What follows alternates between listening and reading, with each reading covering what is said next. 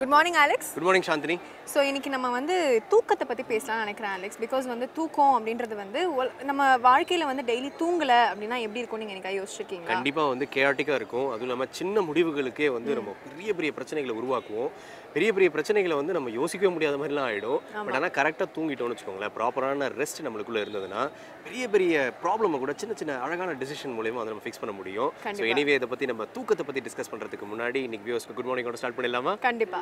நேயர்கள் அனைவருக்கும் உதயம் பருப்பு வகைகள் வழங்கும் புது காலை வணக்கம்.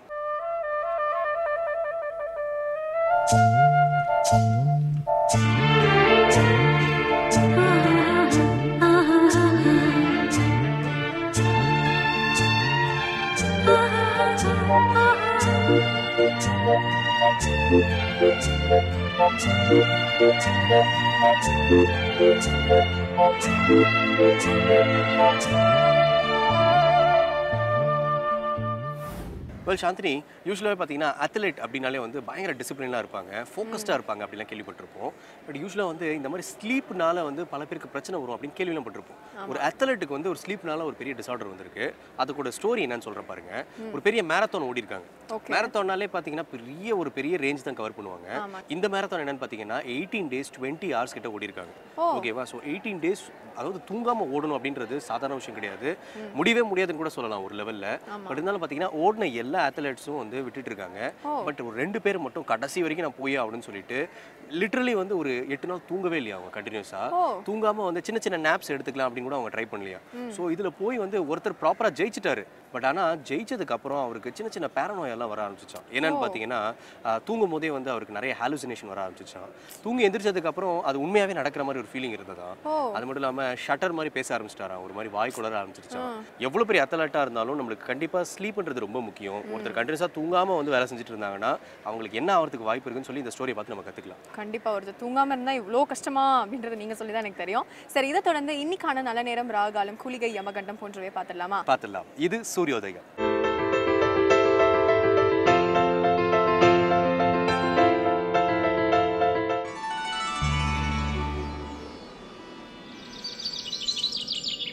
இன்று 26/3/2015 வியாழக்கிழமை, ஜெயவருடம் பங்குனி மாதம் 12ஆம் தேதி.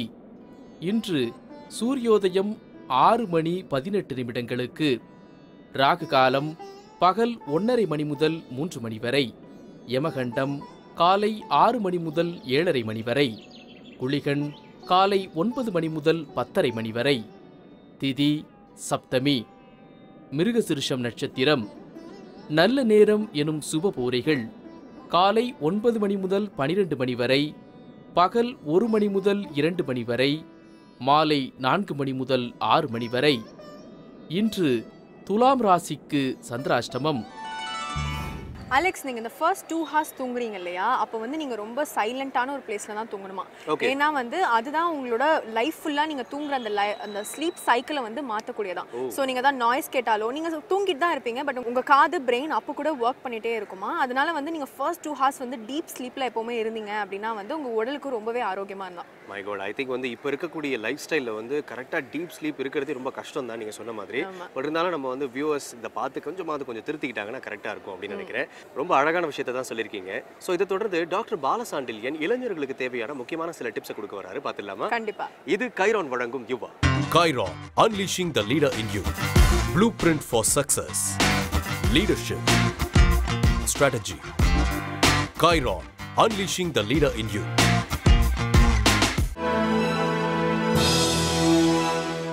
வணக்கம் அண்ட் வெல்கம் டு கைரான் வழங்கும் யுவா. யுகத்தை ஆள்வது யுவசக்தி. இன்றைய நிகழ்ச்சியில் நம்மோட இணைஞ்சு இந்த நிகழ்ச்சியை வழிநடத்த வந்திருக்காரு பிரபல transformation coach and thought leader doctor Balasandilyan அவர்கள். இளைஞர்களை ரிசர்ச் துறையில் ஊக்கப்படுத்துவது எப்படின்றத பற்றி டிஸ்கஸ் பண்ண போறாரு. வாங்க நிகழ்ச்சிக்குள்ள போகலாம். வணக்கம் சார். வணக்கம். இப்போ இந்த ரிசர்ச் துறையை நோக்கி இளைஞர்கள் வரணும், என்கரேஜ் பண்ணணும் அப்படின்னா என்னென்ன துறைகளில் பண்ணலாம்? இந்த ரிசர்ச்சை பற்றி கொஞ்சம் டீட்டெயிலாக சொல்லுங்கள் சார். இப்போ நம்ம நாடு வந்து ரொம்ப பாரம்பரியமிக்க நாடுங்க.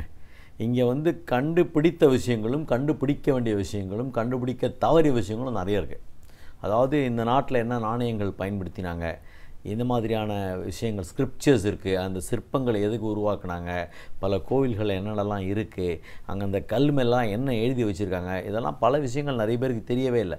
அன்னைக்கு வந்து என்ன மாதிரியான எழுத்து வடிவங்களை பயன்படுத்தினாங்க, இந்த மாதிரி வரலாறு நோக்கிய விஷயங்கள், நம்மளுடைய ஆன்மீகம் நோக்கிய விஷயங்கள், அதை தவிர இசைத்துறை, கலைத்துறை இதிலையுமே கூட ரிசர்ச் பண்ணிகிட்ருக்காங்க. இப்போ அண்மையில் கூட கடம் வாசிக்கிறார் இல்லையா டாக்டர் கார்த்திக், அவர் என்ன பண்ணியிருக்காருன்னா வடமொழிக்கும் இசைக்கும் என்ன ஒரு சம்பந்தம் அப்படின்ற மாதிரியான ஒரு இதெல்லாம் ரிசர்ச் கண்டுபிடிச்சிருக்காரு. ஸோ இந்த வாத்திய கருவிகள் அப்போ எப்படி பயன்படுத்தினாங்க, இப்போ எப்படி பயன்படுத்தியிருக்காங்க, இசை எப்படி வந்து மாறி இருக்குது, மருத்துவம் எப்படி அப்படி முன்னாடி எப்படி இருந்தது இப்போ எப்படி மாறி இருக்கு, கல்வித்துறை முன்னாடி எப்படி இருந்தது இப்போ எப்படி மாறி இருக்கு. ஒவ்வொரு துறையிலுமே கட்டிடம் கட்டுவதில் கூட செங்கற்சூழலில் நம்ம பண்ணிகிட்டு இருந்தோம், இன்றைக்கி வந்து ஹாலோ பிளாக்ஸ் அப்படின்றோம். ஸோ எல்லா துறையிலுமே ஒரு மாற்றம் ஏற்பட்டிருக்கிறது. இப்போ அறுவை சிகிச்சையாக இருக்கலாம், இன்றைக்கி வந்து ஒரு பையனுடைய யூஸ் பண்ணக்கூடிய இன்ஸ்ட்ருமெண்ட்ஸாக இருக்கலாம், அந்த ஜாமெட்ரி பாக்ஸ் கூட இன்றைக்கி லைட் வெயிட்டாக மாறிடுச்சு. கம்ப்யூட்டர் பார்த்திங்கன்னா லேப்டாப் வந்து 4-5 கிலோ இருந்து இப்போ ரொம்ப லைட் வெயிட் லேப்டாப்ஸ்லாம் வந்துச்சு. ஸோ ஒவ்வொரு துறையிலுமே அடுத்து என்ன செய்யலாம்னு பார்க்கும் பொழுது சைனா, ஜப்பான் தான் நிறைய கண்டுபிடிச்சிட்டே இருக்காங்க. நிறைய விஷயங்கள் கொரியா கண்டுபிடிச்சிட்டு இருக்காங்க, ஜெர்மனி கண்டுபிடிச்சிட்டு இருக்காங்க. இந்தியாக்காரங்களாம் என்ன பண்ணிகிட்டு இருக்கான்னு சொன்னால் டக்குன்னு படிக்கணும், உடனே ஒரு வேலைக்கு போயிடணும். அதாவது ரிட்டர்ன் ஆன் இன்வெஸ்ட்மெண்ட் மாதிரி யோசிக்கிறாங்க. நம்ம வந்து படிப்புக்கு இவ்வளோ பணம் செலவழிச்சிருக்கோம், உடனே அதை போட்டு எடுக்கணும், எஜுகேஷன் லோன் வாங்கியிருக்கலாம், வீட்டை அடமானம் வச்சு படிக்க வச்சுருக்கலாம். அப்போ ரிசர்ச்ன்றது இட்ஸ் அ லாங் ப்ராசஸ். அதுக்கு வந்து முதல்ல பையனே தயாராக இல்லை, ஃபேமிலி தயாராக இல்லை. அப்படி தயாராக இருந்தாலும் அந்த ஆசிரியர் வந்து அவனுக்கு சரியான ஒரு நல்ல கைடு கிடைக்க மாட்டேங்கிறாங்க. யூனிவர்சிட்டிஸ் வந்து சரியான யூனிவர்சிட்டி அமைய மாட்டேங்குது. இந்த ரிசர்ச் பண்ணும் பொழுது அவனுக்கு வந்து ஒரு உதவித்தொகை, ஊக்கத்தொகை தேவைப்படுது, அது கிடைக்குமானா கிடைக்க மாட்டேங்குது. ஸோ அதனால் ரிசர்ச் பண்ணக்கூடியவர்கள் ரொம்ப ரொம்ப குறைவாக இருக்காங்க. இன்றைக்கி புதிய கண்டுபிடிப்புகள் இந்தியாவுக்கு கண்டிப்பாக தேவை. ஏன்னா நான் ரொம்ப முக்கியமான ஒரு விஷயம் சொல்ல விருப்பப்படுறேன். இன்றைக்கி ஸ்னெயில் மெயில் அப்படின்னு சொல்கிறோம், கடுதாசி அமுச்சிக்கிட்டு இருந்தோம், புறா காலில் அந்த காலத்தில் கட்டி அனுப்புனாங்க. இன்றைக்கி இமெயிலை கண்டுபிடித்த ஒரு ரிசர்ச் பண்ணி அன்றைக்கி அது வந்து ஒரு ஃபார்மல் ரிசர்ச்சாக அவர் பண்ணலை. சிவா ஐயா பிள்ளை 14 வயசில் இமெயிலை கண்டுபிடிக்கிறார். அவர் நேமில் தான் அந்த பேட்டன்ட் இருக்குது. பிறகு தான் பேட்டன்ட்லாம் வாங்குறாரு. பேட்டன்ட் வாங்கணுன்றதே இன்றைக்கி நிறைய இந்தியர்களுக்கு தெரியவதில்லை, அவங்க தான் கண்டுபிடிக்கிறாங்க. அந்த சிவா ஐயா பிள்ளைன்றவர் வந்து அது செய்யலைன்னு வச்சுக்கிங்களேன், நமக்கு வந்து இமெயில் மேட்ரே கிடச்சிருக்காது. இன்றைக்கி கூட நம்ம அனுப்புகிற லெட்ரு யூஎஸ்க்கோ யூகேக்கோ 20 நாள் கழிச்சு தான் போய் சேரும். இன்றைக்கி அடித்த அடுத்த நிமிஷம் ஒரு செகண்டில் போய் சேருது அப்படின்னா மிகப்பெரிய ஒரு ரிசர்ச்சை வந்து அவர் கண்டுபிடிச்சிருக்கார். அப்படிப்பட்ட ஒரு ரிசர்ச் செய்வதற்கு இளைஞர்களை நம்ம கண்டிப்பாக ஊக்குவிக்கணும். அதுக்கான இன்றைக்கி எப்படி கார்ப்பரேட் சோஷியல் ரெஸ்பான்சிபிலிட்டின்னு சொல்கிறோம் இல்லையா, அவங்க வந்து கிராமங்களை தத்தெடுக்கலாமெல்லாம் யோசிக்கிறாங்க. அதை தவிர எப்படி வந்து இந்த இளைஞர்கள் ரிசர்ச் பண்ணக்கூடிய மாணவர்களை நான் தத்தெடுக்கலாமா, அவர்களுக்கு என்னால் முடிந்தது செய்யணும். அதாவது விளையாட்டுத்துறையிலையும் ரிசர்ச் பண்ணலாம், விளையாட்டு வீரர்களை தத்தெடுக்கணும், இந்த மாதிரி ரிசர்ச் பண்ணுறவங்கள தத்தெடுக்கணும். நம்ம ஊரில் என்ன பண்ணுறாங்கன்னா ஒரு குவாலிஃபைடு ரிசர்ச் இல்லாமல், அது வந்து ஒரு பேட்டன்டட் ரிசர்ச் இல்லாமல் நிறைய பேர் புதுசாக கண்டுபிடிச்சிட்டு இருக்காங்க. ஸோ முறையான ஒரு ரிசர்ச் கண்டிப்பாக நமக்கு ஒவ்வொரு துறையிலும் தேவை. ஏன்னா இன்றைக்கி நம்ம செக்யூரிட்டி இருக்குன்னு வச்சுக்கோங்க, நம்ம கண்ட்ரியில் வந்து நம்ம நெய்பரிங் கண்ட்ரிஸோடு நம்ம வந்து பாதுகாப்பாக இருக்கணும், உலகத்தில் பாதுகாப்பாக இருக்கணும்னா நம்மளுடைய பயன்படுத்தக்கூடிய மிலிட்ரி ஆர் ஆர்மி பயன்படுத்தக்கூடிய அந்த எக்யூப்மெண்ட்ஸில் கூட இன்றைக்கி ரிசர்ச் தேவைப்படுது. அட்டாமிக் எனர்ஜியில் ரிசர்ச் தேவைப்படுது. பாபா அட்டாமிக் ரிசர்ச் சென்டர்னு சொல்லுவோம், பிஆர்சி, அந்த மாதிரி ரிசர்ச். ப்ளஸ் இன்றைக்கி எனர்ஜி செக்டார், இன்றைக்கி வந்து ஆல்டர்னேட்டிவ் எனர்ஜி நமக்கு தேவைப்படுது. எப்படி வந்து நிலக்கரி குறைஞ்சிக்கிட்டே வரும்பொழுது நம்ம வந்து இந்த கடல் அலையிலேருந்து மின்சாரத்தை தயார்படுத்தலாமா, மூலிகையிலேருந்து தயார்படுத்தலாமா, வேறு என்னென்ன விதமாக மின்சாரத்தை தயார்படுத்தலாம், சூரிய ஒளி. ஏன்னா நம்ம நாட்டில் வந்து பல தேசங்களில் சூரியனே கண்ணில் தென்பட மாட்டேங்கிறான். நம்ம நாட்டில் 9 மாதம் 10 மாதம் நல்லா வெயில் அடிக்குது, அப்போ சூரிய ஒளி வீணாக போயிட்டுருக்கு. எப்படி இன்றைக்கி மழை நீரை சேமிக்கிறோமோ சூரிய ஒளி மூலமாக மின்சாரத்தை தயார்படுத்த முடியுமா? ஸோ அந்த ரிசர்ச்ன்றது it is a continuous process. It needs research in various fields, different fields. அதற்கு இளைஞர்கள் முன் வருவதற்கு ஃபேமிலி ரொம்ப சப்போர்ட் பண்ணணும், யூனிவர்சிட்டி சப்போர்ட் பண்ணணும், அதுக்கு தேவையான நிதிக்கு நிறுவனங்களும் சப்போர்ட் பண்ணணும். அந்த இன்ஸ்டிடியூஷனல் அண்ட் இண்டஸ்ட்ரி கேப் வந்து கம்மியாகணும். அந்த கேப் கம்மியாகிடுச்சுன்னு சொன்னால் நிறைய பேர் ரிசர்ச் கண்டுபிடிப்பாங்க. சார் ஒரு ரிசர்ச் பண்ணுறதுக்கு சின்ன வயசுலேருந்தே ஒரு குடும்ப சூழல், சொசைட்டி எப்படி அமையணும் சார் உங்களுக்கு? இல்லை சார், அதாவது ஒரு க்யூரியஸாக இருக்கிற பையன் கண்டிப்பாக மிகப்பெரிய ரிசர்ச்சராக வருவான். ஏன்னா இது எப்படி வந்தது, அது எப்படி வந்ததுன்னு பல கேள்விகளை கேட்பான். அந்த கேள்விகளை கேட்கும்பொழுது தான் அதுக்கான மூலத்தை கண்டுபிடிக்கணுன்ற அவனுக்கு ஒரு ஆர்வம், டிசைர், டீப் டிசைர்னு சொல்லுவாங்க, ஒரு டிட்டர்மினேஷன் அண்ட் டிசைர். இதுதான் வந்து ரிசர்ச்சுக்கு ரொம்ப முக்கியம். இந்த தொய்வில்லாத விஷயம். ஏன்னா எடிசனாக இருக்கட்டும், இல்லை மிகப்பெரிய விஞ்ஞானிகளாக இருக்கட்டும், ஃபஸ்ட்டு அட்டெம்ப்டில் எதையுமே கண்டுபிடிச்சிருக்க மாட்டாங்க. அப்போ இந்த பையன் ஆர்வமாக இருக்கிறான் அப்படின்னு சொன்னாலே பெற்றோர்கள் கண்டறிய வேண்டும். இந்த பையன்கிட்ட ஒரு மிகப்பெரிய ஆர்வம் இருக்குது, ஒரு க்யூரியாசிட்டி இருக்குது. அந்த க்யூரியாசிட்டி தான் ஃபஸ்ட்டு தொடக்க புள்ளி ரிசர்ச் பண்ணுறது. அப்போ இந்த பெற்றோர்கள் கண்டறிந்து இந்த பையன் மிகப்பெரிய விஷயங்களை கண்டுபிடிக்க போகிறான் அப்படிங்கிறத வந்து உற்று நோக்கலாம். இன்றைக்கி அதிகபட்சமானவர்கள் ஒரு இன்ஜினியரிங் படித்தவர்கள், பிடெக் படித்தவர்கள் தான், இன்ஜினியரிங் படித்தவங்க தான் ரிசர்ச்சுக்கே போகிறாங்க. பட் அதை தாண்டி பியூர் சயின்ஸில் ரிசர்ச் பண்ணலாம், ஹிஸ்ட்ரியில் ரிசர்ச் பண்ணலாம், ஃபைனான்ஸில் ரிசர்ச் பண்ணலாம், எக்கனாமிக்ஸ் அண்ட் எக்கனாமெட்ரிக்ஸ், பொருளாதாரம் அடுத்த சில ஆண்டுகளில் எப்படி அமையும், இன்றைக்கி வந்து தங்கத்துடைய விலை எப்படி இருக்க போகுது, இன்றைக்கி வந்து கிடைக்குமா கிடைக்காதா, வேறு எந்தெந்த கண்ட்ரியில் ஆயிலெலாம் கிடைக்கும், எல்லாத்துக்குமே ரிசர்ச் வந்து தேவைப்படுது. ஸோ அதுக்கான நியூ எக்யூப்மெண்ட்ஸ் குயிக்காக எப்படி அதை கண்டுபிடிக்கலாம், ஸோ நம்மளுடைய கிளைமேட் சேஞ்சஸ் வரும்பொழுது எப்படிப்பட்ட உணவுகளை நாம் எடுத்துக்கொள்ள வேண்டும், மனிதனுடைய கலாச்சாரம் எப்படி மாறி வருகிறது, அந்த கலாச்சாரம் மாறும் பொழுது அவன் எப்படி பிஹேவ் பண்ணுவான். அப்போ பிஹேவியரல் ரிசர்ச், இவன் எப்படி பிஹேவ் பண்ண போகிறான், நேற்று எப்படி பிஹேவ் பண்ணிகிட்டு இருந்தான், இன்றைக்கி எப்படி பிஹேவ் பண்ணுறான், நாளைக்கு எப்படி பிஹேவ் பண்ணுவான். அனிமல்ஸ் அது எப்படி பிஹேவ் பண்ணும், அனிமல் சார்ந்த ரிசர்ச், பறவை சார்ந்த ரிசர்ச். நேற்றுக்கு வந்து சிட்டுக்குருவி தினத்தை கொண்டாடினாங்க அப்படின்னு பேப்பரில் படிச்சிருப்பீங்க. ஸோ சிட்டுக்குருவிகள் ஏன் குறைஞ்சி போச்சு அப்படிங்கிறத நம்ம கண்டறியணும். அப்போது இந்த இயற்கையை பாதுகாக்கவும் வளங்களை பாதுகாக்கவும் புதிய விஷயங்களை கண்டுபிடிப்பதற்கும் மருத்துவம் சார்ந்த தொழில்நுட்பம் சார்ந்த ஒரு ரிசர்ச் தேவைப்படுது. அதற்கான ஒரு சூழலை இந்த பெற்றோர்கள் உருவாக்கி தர வேண்டும். ஏன்னா எடிசன் போன்றவர்கள்லாம் என்ன பண்ணியிருக்காங்கன்னா 5 வருஷம் 6 வருஷம் அந்த லேபரேட்டரிக்குள்ளே போனவர் வெளியே வர மாட்டார். என்ன சாப்பிட்டாரு என்ன குடித்தாருன்னே அவருக்கு தெரியாது. தொடர் தோல்விகள் தான், தொடர் தோல்விகளை கண்டுபிடிச்சி அது பிறகு ஒரு புதிய விஷயத்தை கண்டுபிடிக்கிறார். கண்டுபிடிக்கும் பொழுது அவங்க பெற்றோர்கள் ஆச்சரியப்படுறாங்க, உலகமே பார்த்து வியக்குது. சில சமயம் பார்த்திங்கன்னா அந்த உலகம் உருண்டைன்னு சொன்ன ஒரு மனிதனை கல்லால் அடித்த சமூகமும் இருக்கிறது. புதுசாக ஒரு விஷயத்தை கண்டுபிடிச்சா அது ஒத்துக்கவே மாட்டாங்க. ஏன்னா நீராவியில் தான் ட்ரெயின் ஓடிட்டு இருந்தது. இன்றைக்கி பூமிக்கு அடியில் ட்ரெயின் போகலாம், கப்பலில் விவசாயம் பண்ணலாம். அதெல்லாம் யார் கண்டுபிடிச்சது? நம்ம மக்கள் கண்டுபிடிச்சது தான். அது மட்டும் இல்லை, ஒரு வேஸ்ட்லேருந்து ரீசைக்கிளிங்லேருந்து பண்ண முடியுமா, ஒரு ஏற்கனவே பயன்படுத்தி கொண்டு இருக்கக்கூடிய ஒரு பொருளிலிருந்து புதிய பொருட்களை நாம் பயன்படுத்த முடியுமா அப்படின்ற மாதிரியான ரிசர்ச் கூட நீ போயிட்டுருக்கு. ஸோ ஒவ்வொரு துறையிலுமே, இசைத்துறையாக இருக்கலாம், கலைத்துறையாக இருக்கலாம், அது வந்து விளையாட்டுத்துறையாக இருக்கலாம், மருத்துவத்துறையாக இருக்கலாம், ரிசர்ச்ன்றது ரொம்ப ரொம்ப important. It is a continuous process and every organization should encourage, every institution should encourage. School படிக்கும் பொழுதே அந்த பிள்ளைகளை வந்து அந்த டீச்சர்ஸ் கண்டறிஞ்சு அவங்கள ஊக்கப்படுத்திக்கிட்டே வரணும். நல்ல சயின்டிஸ்ட்டாக வருவேன் அப்படின்னு சொல்லணும். இன்றைக்கி வந்து குடும்ப சப்போர்ட் அப்படிங்கிறது என்ன தெரியுமா, இந்த ரிசர்ச் வந்து ரொம்ப காஸ்ட்லியான அஃபேர். ஏன்னா கைடு கொடுக்குற ஃபீஸ் மட்டும் கிடையாது, ரிசர்ச்க்கான யூனிவர்சிட்டி ஃபீஸ் மட்டும் கிடையாது. இந்த விஷயங்களை கண்டறிவதற்கு அந்த பையன் பல இடங்களுக்கு ட்ராவல் பண்ண வேண்டியிருக்கலாம், பல புத்தகங்களை படிக்க வேண்டியிருக்கலாம், பல புத்தகங்களை வாங்க வேண்டியிருக்கலாம். ஸோ அந்த ட்ராவல் லாஜிஸ்டிக்ஸு, அவனுடைய ஸ்டே, அவன் மற்றவர்களை சந்திக்கக்கூடிய அதற்கான செலவுகள், இது எல்லாத்தையுமே வந்து ஃபேமிலி வந்து கண்டிப்பாக சப்போர்ட் பண்ணணும். ஏன்னா இன்றைக்கி ஒரு விதைச்சா நாளைக்கு வந்து மிகப்பெரிய ஒரு தோட்டமாக மாறக்கூடிய நிலைக்கு இந்த ரிசர்ச் பண்ணக்கூடிய பையங்களால் இந்திய சமூகத்துக்கு ஒரு நன்மை இருக்குது. தன்னுடைய குடும்பத்துக்கு மட்டும் இல்லை, இந்த நாட்டுக்கே உலகத்துக்கே நன்மை ஏற்படுத்தக்கூடியவர்கள் யாருன்னா ரிசர்ச் பண்ணுறவங்க தான். அந்த ரிசர்ச் பண்ணுறவங்கள கண்டிப்பாக ஃபேமிலி வந்து ரொம்ப சப்போர்ட் பண்ணணும், என்கரேஜ் பண்ணணும், ரொம்ப அவசியம். சார், இளைஞர்கள் ரிசர்ச்குள்ளே அதிகமாக வர்றதுக்கு இன்ஸ்டிடியூஷன் மற்றும் கவர்மெண்ட் எந்த விதத்தில் வந்து என்கரேஜ் பண்ணலாம் சார்? இல்லை, இன்ஸ்டிடியூஷன் பற்றி இப்போ நம்ம பேசியிருக்கோம் கொஞ்சம் முன்னாடி. கவர்மெண்ட் அப்படின்னு பார்க்கும் பொழுது ஒவ்வொரு ஸ்டேட்லேயுமே கல்வித்துறைன்னு ஒன்று இருக்கும். ஸோ அந்த சிஓ, ஏஓ, டிஓ இவங்களாம் என்ன பண்ணுறாங்கன்னா, இந்த கல்வியில் பற்றி கல்வி குழுமங்களில் லைசன்ஸ் இருக்கா, வசதிகள் இருக்கான்றதை மட்டுமே வந்து பார்க்காமல் இந்த மாணவர்களை ரிசர்ச் துறையில் எப்படி ஊக்கப்படுத்தலாம்ன்ற சில கல்வி திட்டங்களில் சில மாற்றங்கள் அதெல்லாம் கொண்டு வந்து இந்த ஆசிரியர்களை வந்து ஆக்டிவிட்டி பேஸ்டாக கொண்டு போகிறது, ரிசர்ச் பண்ணுற மாதிரி கேள்விகள் கேட்பது. ஏன்னா நம்மளுடைய பாடத்திட்டங்களே அப்படின்னா எந்த மாணவனுமே கேள்வி கேட்க முடியாது, டீச்சர் தான் கேள்வி கேட்கலாம், மாணவன் கேள்வி கேட்க முடியாது. ஸோ மாணவர்களை கேள்வி கேட்கும் சமுதாயமாக மாற்றணும். அவனை வந்து கொஸ்டினிங் மைண்ட், கொஸ்டினிங் அப்படின்றது என்னென்னா ஒரு க்யூரியாசிட்டி, ஒரு டிசைர். அப்படிப்பட்ட ஒரு டிசைரை வந்து தூண்டக்கூடிய ஒரு கல்வி முறை, கல்வி திட்டங்கள் அதை உருவாக்கக்கூடிய அளவுக்கு இந்த சிஓஸ், டிஓஸ், ஏஓஸ்லாம் என்ன பண்ணோன்னா ஒவ்வொரு கல்வி நிறுவனங்களோடையும் பேசி இதை பள்ளி பருவத்திலேயே நீங்கள்லாம் ரிசர்ச்சர்ஸாக வரணும். கெரியர் கைடன்ஸ் ப்ரோக்ராம்ஸ்லாம் பண்ணுறாங்க இல்லையா நீ பல நிறுவனங்கள். அப்போ பள்ளி நிறுவனங்களில் போயிட்டு நீங்கள் ஐடிக்கு போகணும் அப்படின்றத மட்டும் சொல்லாமல் இன்றைக்கி ரிசர்ச் பண்ணால் நீங்கள் உனக்கு நிறைய மிகப்பெரிய எதிர்காலம் இருக்குது, அதற்கு உதவுவதற்கு அரசாங்கத்தில் மிகப்பெரிய திட்டங்கள் இருக்குது, இந்த யூனிவர்சிட்டியில் பண்ணலாம், இந்த மாதிரி ஸ்கீம்ஸ் இருக்குது, அந்த மாதிரிலாம் சொல்லலாம். இன்றைக்கி வந்து எஜுகேஷன் லோன்ஸ்லாம் கவர்மெண்ட்டில் வந்து கொண்டு வராங்க. அந்த கல்வி கடன் பெறுவதற்கு பிணையத்தொகை எதுவும் தேவையில்லை. இருந்தாலுமே சுலபமாக இந்த கடன் வந்து கிடைப்பதில்லை. மேற்படிப்பு படிக்கணும், ரிசர்ச் பண்ணணும் அப்படிங்கும்போது அதுக்கு நிறைய பணம் தேவைப்படுது. அப்போ அந்த கல்வி கடன்களை இவங்க இன்னும் கொஞ்சம் எப்படி சுலபமாக்கலாம் அப்படிங்கிறது அரசாங்கத்துடைய ஒரு ஏதுவாக இருக்கக்கூடிய ஒரு விஷயம்.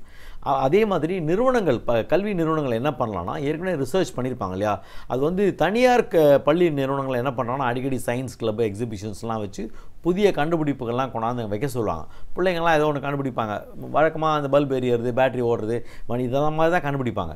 ஸோ புதிய கண்டுபிடிப்புகள் கண்டுபிடிக்கிறவங்களை கூட்டிகிட்டு வந்து பேச வைக்கலாம், ரோல் மாடல்ஸை கொண்டு வந்து காட்டலாம். இவங்களாம் இதெல்லாம் கண்டுபிடிச்சிருக்காங்க. நிறைய புதிய இன்ஸ்பிரேஷனல் மாடல்ஸை நம்ம வந்து கண் முன்னாடி காட்டுறோம். இவர் அதை பண்ணியிருக்காரு, இவர் இதை பண்ணியிருக்காரு, நீ என்ன பண்ண போகிற அப்படிங்கும்போது அந்த பையனுக்கு வந்து ஓகே நான் கூட பண்ணணுன்ற ஒரு ஆர்வம் ஏற்படும். நம்ம பார்த்துட்டு இருக்கிற சமுதாயம்னா இவன் பணம் சம்பாதிக்கிறான், கார் வாங்குறான், வீடு வாங்குறான்ற மாடலே காமிச்சிக்கிட்டு இருந்தால் இவன் டக்குன்னு வேலைக்கு போகணுன்னு தான் நினைப்பானே தவிர ரிசர்ச் பண்ணணும்லாம் நினைக்க மாட்டான். நான் ரிசர்ச் பண்ணுறதுக்கு ஒரு பொறுமையான மனநிலை தேவை, ரம்யமான சூழ்நிலை தேவை, அவனுக்கு நிறைய டைம் தேவை. ஸோ உட்காந்து திங்க் பண்ணோம். நைட்டில் கூட அவனுக்கு விழிப்புள்ள கூட ஏதாவது ஒரு ஐடியாஸ் வரலாம், புதுசாக யோசிப்பான். எப்படி வந்து டங்ஸ்டனை கடைசியாக தான் போடுறாரு பல்ப் எரியறதுக்கு. ஸோ அந்த மாதிரி ரிசர்ச் அப்படிங்கிறது it's a long process. So அப்போ வந்து institutions, government and family together we need to encourage this process, entire process, and we need to bring a lot of research people into this country so that we are going to be benefited. இந்த நாடு வல்லரசாக மாற வேண்டும் என்றால் நிறைய பேர் ரிசர்ச்சை வந்து கையில் எடுக்கணும், especially pure science, different fields of research. அதை வந்து கண்டுபிடிச்சாதான் இந்த நாடு வந்து மிகப்பெரிய ஒரு நிலைக்கு போகும்ன்றதை நம்ம உணர வேண்டும். எக்ஸலண்ட்டாக சொன்னீங்க சார். ஒரு சின்ன பிரேக்குக்கு அப்புறம் திருப்பி கண்டினியூ பண்ணலாம். கைரான் வழங்கும் யுவாவில் ஒரு சிறிய இடைவேளைக்கு அப்புறம் எங்கேயும் போயிடாதீங்க. இந்த டாப்பிக்கை பற்றி டிஸ்கஸ் பண்ண ஒரு ஸ்பெஷல் கெஸ்ட் வந்து பேச போகிறாங்க. So stay tuned. Chiron, unleashing the leader in you. Blueprint for success. Leadership. Strategy. Chiron, unleashing the leader in you. Chiron, unleashing the leader in you. Blueprint for success. Leadership. Strategy. Chiron, unleashing the leader in you.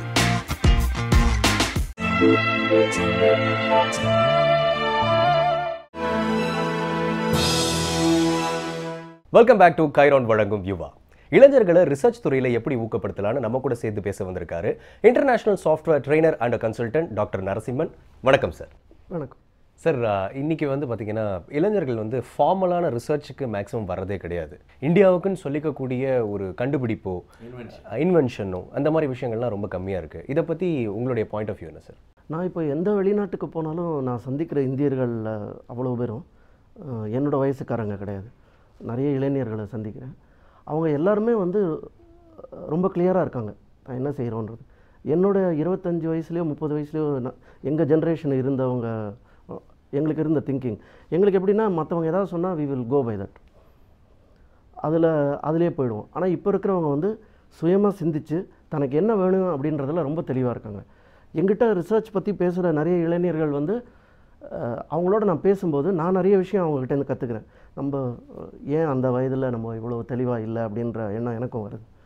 இப்போ இருக்கிற இளைஞர்கள் நிச்சயமாக மிக திறமையானவர்கள்.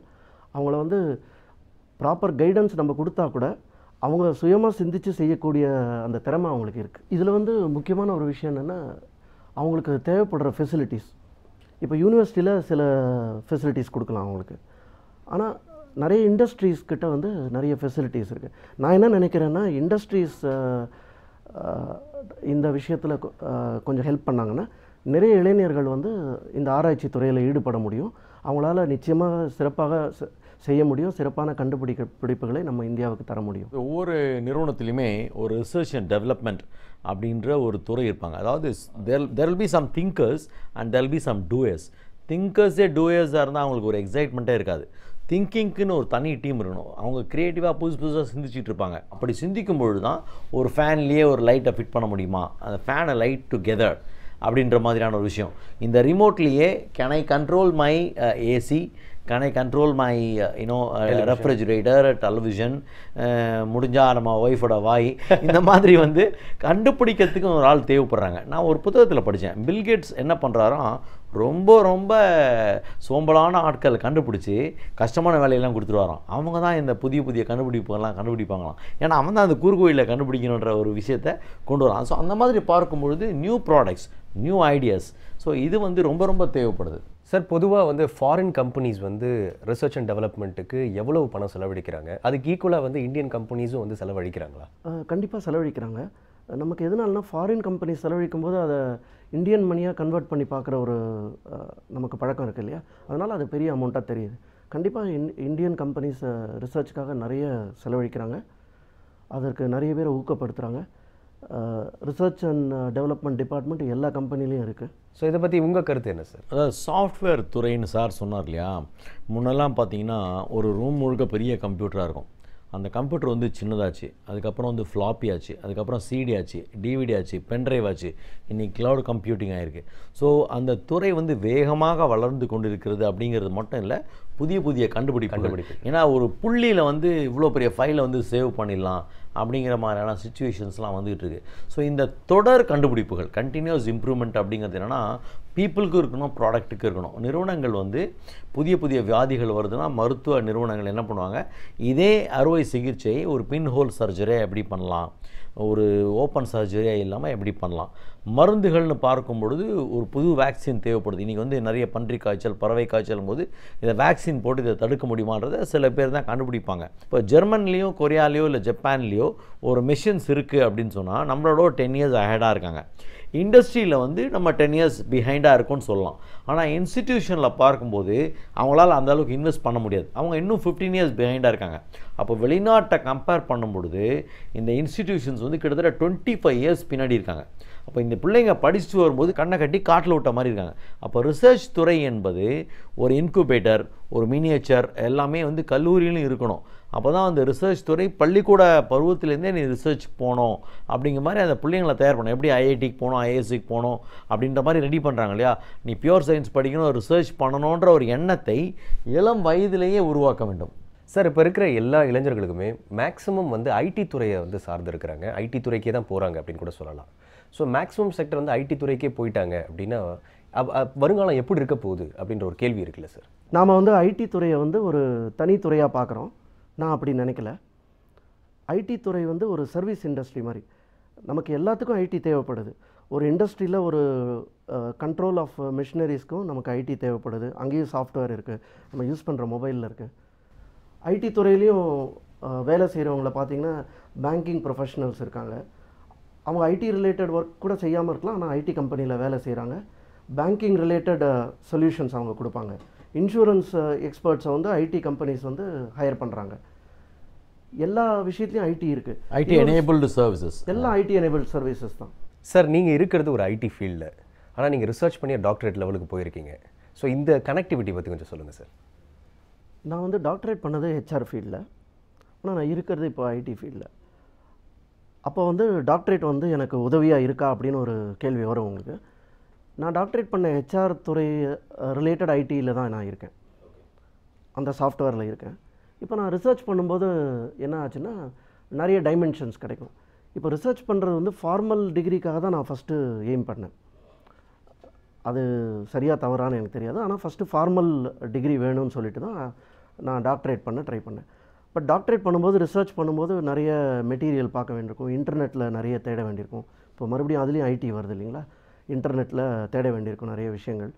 நீங்கள் வருஷக்கணக்கில் கஷ்டப்பட்டு தேடி கண்டுபிடிக்கிற விஷயங்களை இன்டர்நெட்டில் 1 hourல எடுத்துட முடியும். இதனால் என்ன ஆச்சுன்னா என்னோடய திங்கிங் ப்ராசஸ் வந்து சேஞ்ச் ஆச்சு. அப்போவும் என்னோடய மைண்டில் ஐடி இருந்தது. என்னோடய திங்கிங் ப்ராசஸ் எதனால் மாறிச்சுன்னா இந்த ரிசர்ச் பண்ண புது டைமென்ஷன்ஸ் எனக்கு கிடச்சிது. அப்புறம் நான் வந்து இந்த டிகிரிக்காக தான் பண்ணுறோன்றது மாறி நான் வந்து கண்டிப்பாக இதில் நிறைய விஷயங்களை தெரிஞ்சுக்கணும், இதில் ஆழமாக நிறைய விஷயங்களை தெரிஞ்சுக்கணும் அப்படின்னு புதுசாக கண்டுபிடிப்பது அதுவும் எனக்கு தோணுச்சு. நான் பிஹெச்டி பண்ண அந்த யூனிவர்சிட்டி டைரக்டர் எங்கிட்ட முதல் நாள் பார்க்கும்போது நான் அந்த ரிசர்ச் அப்ரூவல் வாங்கிட்டு வரும்போது அவர் எங்கிட்ட 2 வார்த்தைகள் சொன்னார். நீங்கள் பிஹெச்டி பண்ண போகிறீங்க, நான் சொல்கிற ஒரு விஷயத்தை மாத்திரம் ஞாபகம் வச்சுக்கோங்க, அகலமாக விழுவதை விட ஆழமாக விழுவதே மேல் அப்படின்னு சொன்னார். அது முதல்ல எனக்கு புரியலை, அப்புறம் ரிசர்ச் பண்ண ஆரம்பித்ததுக்கப்புறம் எனக்கு புரிய ஆரம்பிச்சது. அந்த ரிசர்ச் பண்ணி முடித்ததுக்கப்புறம் படிக்கும்போது கூட சொல்லுவாங்க அந்த நுனிப்புல் மேயறதுமாங்க. ஸோ நுனிப்புல் மேயறதை விட உள்ளே இறங்கி ஆழமாக என்னன்னு பார்க்குறது, அது வந்து ரொம்ப முக்கியமான விஷயம் அந்த ஆராய்ச்சி பண்ணும்பொழுது. ஆமாம் சார், நான் முதல் முறையாக ரிசர்ச் பண்ணும்போது அவ்வளோ ஆழமாக பண்ண ஆரம்பிக்கலை, ஆனால் அவர் சொன்ன அறிவுரையை ஞாபகம் வச்சுட்டு இருந்தேன். போக போக தானாக அந்த எண்ணம் வந்துடுச்சு, நம்ம வந்து இன்னும் டீப்பாக தெரிஞ்சுக்கணும். ஸோ ஃபார்மல் டிகிரின்றது போக எனக்கு வந்து நிறைய விஷயங்களை ஹெச்ஆரில் தெரிஞ்சுக்கணும் அப்படின்னு. எப்படியும் அது வந்து ஒரு கடல் மாதிரி தான் ஹெச்ஆர் துறைன்றது, எந்த துறையும் ஒரு கடல் மாதிரி தான். இந்த கடலில் ஓரளவுக்கு தெரிஞ்சுக்க முடிஞ்சுது. அதன் பிறகு இந்த ஹெச்ஆர் துறையில் இருக்கிற அந்த ரிசர்ச் நாலேஜை வச்சுக்கிட்டு ஐடி ஃபீல்டில் என்ன பண்ணலான்னு நான் யோசிக்க ஆரம்பித்தேன். எதனாலன்னா நான் அந்த டைமில் ஐடிக்கு போயிட்டேன்.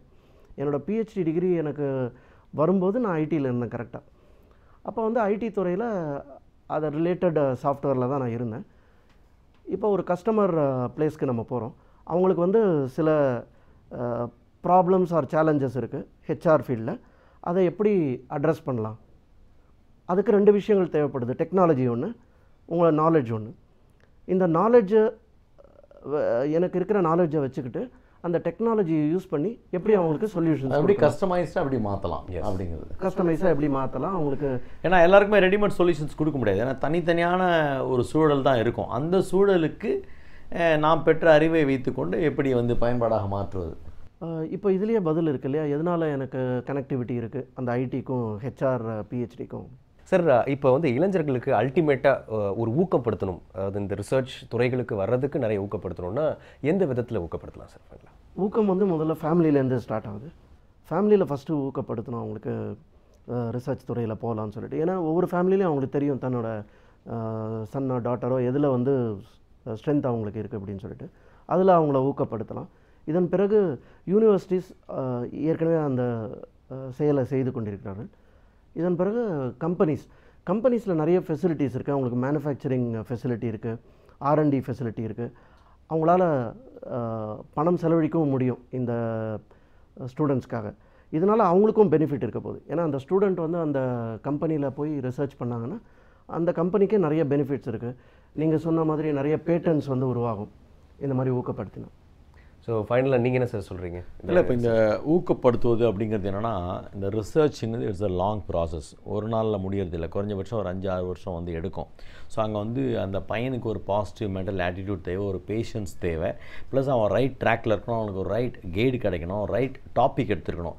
ப்ரீவியஸாக ரிசர்ச் பண்ணியிருப்பாங்க இல்லையா, எப்படியும் அவங்களோட ரிசர்ச் பேப்பரில் என்ன கொடுத்துருப்பாங்கன்னா ஸ்கோப் ஃபார் ஃபர்தர் ரிசர்ச் அப்படின்னு கொடுத்துருப்பாங்க. அப்படின்னா ஏற்கனவே அவர் ஒன்று கண்டுபிடிச்சிருக்காரு, வேறு என்னென்னலாம் இந்த துறையில் இன்னோட கண்டுபிடிக்கிறதுக்கான வாய்ப்புகள் சாத்தியக்கூறுகள் இருக்குதுன்னு கண்டுபிடிச்சிருப்பாங்க. அந்த அவருடைய ஒரு இறுதி புள்ளி தான் இவரோட ஒரு தொடக்க புள்ளியாக இருக்க நிறைய வாய்ப்பு இருக்குது. அப்போ இவர் என்ன பண்ணணும்னா ப்ரீவியஸாக ரிசர்ச் பண்ண சில பேப்பர்ஸ் பப்ளிகேஷன்ஸ்லாம் எடுத்து படிக்கும் பொழுது இவருக்கு ஒரு ஐடியா கிடைக்கும். ஓகே, அந்தாலும் 1ன்றதை கண்டுபிடிச்சிருக்காரு, நான் 1A கண்டுபிடிக்கலாமா, 1B கண்டுபிடிக்கலாமா அப்படிங்கிற ஒரு கண்டுபிடிப்புக்கான ஒரு தொடக்க புள்ளி அவர் கிடைக்கும்.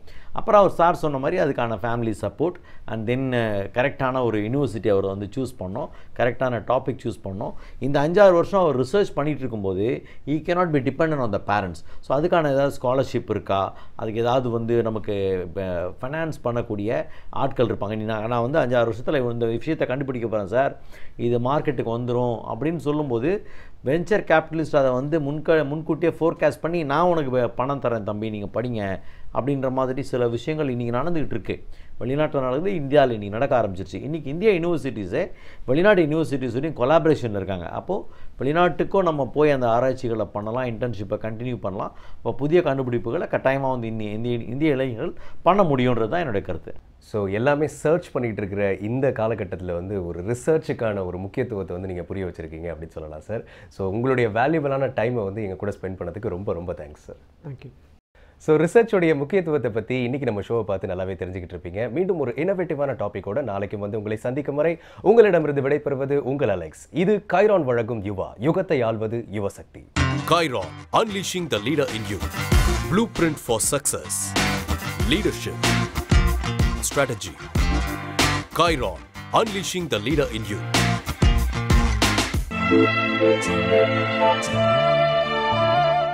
ஸோ சாந்தினி, யூஸ்வலாகவே எக்ஸ்பெரிமெண்ட்ஸ் அப்படின்றது வந்து நம்ம விஞ்ஞான உலகத்தில் நடந்துட்டு இருக்கக்கூடிய ஒரு சாதாரணமான விஷயம் தான். இருந்தாலும் ஸ்லீப்பை சீட் பண்ணுற மாதிரி ஒரு எக்ஸ்பெரிமெண்ட் வந்து பண்ணியிருக்காங்க பிரிட்டிஷ் மினிஸ்ட்ரி ஆஃப் டிஃபென்ஸ் அப்படின்ற ஒரு இடத்துல. இந்த பிரிட்டிஷ் மினிஸ்ட்ரி ஆஃப் டிஃபென்ஸ் என்ன பண்ணாங்கன்னா, சோல்ஜரை கண்டினியூஸாக கிட்டத்தட்ட ஒரு 38 hours 40 hours புஷ் பண்ணி ஒர்க் பண்ண வைக்கணும் அப்படின்றதுக்காக ஒரு டெக்னிக் கண்டுபிடிச்சாங்க. அது என்னன்னு பார்த்தீங்கன்னா ஒரு பர்டிகுலர் சிப் இருக்குமா, அந்த சிப்பை வந்து ஒரு பர்டிகுலர் இடத்துல நம்ம ஹெட்ல வந்து இம்ப்ளான்ட் பண்ணிடுவாங்க. அந்த சிப் என்ன பண்ணுமா, அந்த சோல்ஜரை சீட் பண்ணுமா. எப்படி அப்படின்னு பார்த்தீங்கன்னா, ஃபார் எக்ஸாம்பிள் தூங்கி முடிச்சு எந்திரிச்சு நம்ம ஃப்ரெஷ்ஷாக ஃபீல் பண்ணுவோம் இல்லைங்களா, அந்த ஃப்ரெஷ்னஸை வந்து எவ்ரி 12 hours வந்து அவனுக்கு ஃபீல் பண்ண வச்சுக்கிட்டே இருக்குமா. அதாவது ஃபார் எக்ஸாம்பிள் தூங்கி முடிச்சு எந்திரிச்ச மாதிரி அவங்க ஃபீல் பண்ணும்போது திருப்பி வந்து ஒர்க் பண்ண கண்டினியூஸ் பண்ணிடுவாங்க. ஸோ வந்து வாரில் போகும்பொழுது யாருக்கும் கண்டினியூஸாக தூக்கமே இருக்கக்கூடாது அப்படின்னு சொல்லிட்டு ஒரு எக்ஸ்பெரிமெண்ட் ட்ரை பண்ணியிருக்காங்க. ஸோ என்னைக்கு வந்து அது நடைமுறைக்கு வரப்போகுதுன்னு தெரியல. நோ ஒண்டர் வந்து நம்மளும் இந்த மாதிரி கண்டினியூஸாக ஒர்க் பண்ணுறதுக்கு வாய்ப்பு இருந்தாலும் இருக்கிறதுக்கு. ஸோ ஐ திங்க் நம்மளோட ஃபியூச்சர் ஜென்ரேஷன்லாம் வந்து நீங்கள் சொன்ன இந்த டெக்னிக் ஃபாலோ பண்ணி கண்டினியூஸாக 24 hours ஒர்க் பண்ணிகிட்டே இருக்க போகிறாங்கன்னு நினைக்கிறேன். சரி, இதை தொடர்ந்து ராமாயணத்துலேருந்து பல அரிய தகவல்களை நமக்காக சொல்ல வராரு ஷடஜித். பார்த்துடலாமா? பார்த்துடலாம். இது சொல்ல சொல்ல இனிக்குது ஐயா.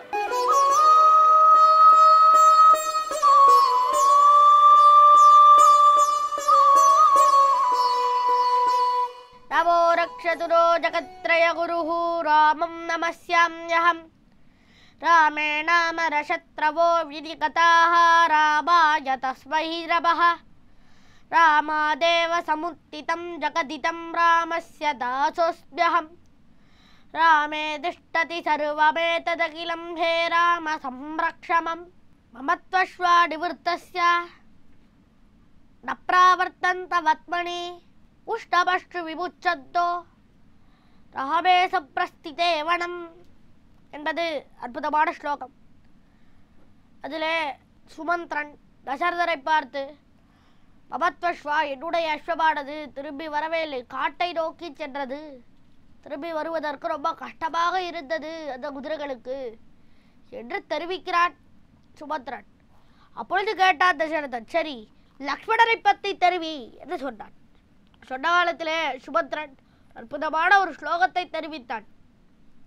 அஹண்டாவன் மகாராஜே பித்ருத்வம் நோபலக்ஷயே பிராதாபத்தா ச பந்துஷ்ச பிதா ச மம ராகவஹ என்று தெரிவிக்கிறான் சுமந்திரன். சுமந்திரனை பார்த்து லக்ஷ்மணன் தெரிவித்த வார்த்தையை சுமந்திரன் தசரதருக்கு தெரிவிக்கிறான். அஹந்தாவன் மகாராஜே, சாதாரண அர்த்தத்தை தெரிவிக்கிறேன். அஹந்தாவன் மகாராஜே, இந்த தசரத மகாராஜர் அவருக்கு பித்ருத்வம் நோபலக்ஷயே, பிதாவாக இருப்பதற்கு யோக்கியத்தை கிடையாது. பிராதா பர்த்தா ச பந்துஷா, பிராதா அண்ணாவும் அமர்தான், பந்து பந்துவும் அமர்தான், பர்த்தா பர்த்தாவும் அமர்தான், பர்த்தா ச பந்துஷா, பிதா ச மம ராகவஹ, பிதா தகப்பனாரும் அவர்தான் என்று தெரிவிக்கிறான். இவ்விடத்திலே லக்ஷ்மணன். சுபத்ரன் தெரிவிக்கிறான். அகத்தாவன் விசேஷார்த்தம் தெரிவிக்கிறான். நேராக வந்தா சுபத்ரன் வந்து ராமனுக்கு என்ன சொல்ல வேண்டும், தாப்பனார் இடத்துல என்ன சொல்ல வேண்டும்னு ராமனிடத்திலே கேட்டான் சுபத்ரன். தாப்பனார் இடத்துல என்ன சொல்ல வேண்டும்னு சீதையினிடத்திலே கேட்டான் சுபத்ரன். அவன் அழுதான். பாடு லக்ஷ்மணரிடத்திலே வந்தான். லக்ஷ்மணா, உன்னுடைய தகப்பனாருக்கு என்ன செய்தி சொல்ல வேண்டும் அப்படின்னு கேட்டான். கேட்டவுடனே கோபத்தோட திரும்பினான். ஒரு பாம்பு சீறினால் எப்படி இருக்குமோ அதை போலே திரும்பினான். அவனே யாரு அப்படின்னா, அவனே ஆதிசேஷன் தானே. அனந்த பிரதமம் ரூபம் லக்ஷ்மணஸ்து ததப்பரம் என்று அவன் லக்ஷ்மணன், அவன் தானே ஆதிசேஷன். அதனால என்ன, அவன் சீறினான், பாம்பை போலே திரும்பினான். திரும்பி கேட்டான், ஓய் சுமந்திரனே, நீ எத்தனை ராஜாவுக்கு மந்திரியா இருந்திருக்க, எத்தனையோ ராஜாவுக்கு மந்திரியா இருந்திருக்கு. அப்படி இருக்கும்போது உனக்கு ஒரு கேள்வி கூட கேட்க தெரியலையே அப்படின்னா லக்ஷ்மணன். கேட்டா உடனே சுமந்திரன் கேட்டான், நான் கேட்ட கேள்வியில என்ன தப்பு அப்படின்னா. உடனே தகப்பனார் நான் கேட்கறது அப்படின்னா லக்ஷ்மணன். அப்பொழுது சுபத்திரன் கேட்டான், அப்ப லக்ஷ்மணன் தசரதன் உனக்கு தகப்பனார் அல்லையா அப்படின்னு கேட்டா சுமந்திரன். கிடையாது அப்படின்னான் லக்ஷ்மணன். அப்பொழுது யார் உனக்கு தகப்பனார் அப்படின்னு கேட்டான் சுபத்திரன்.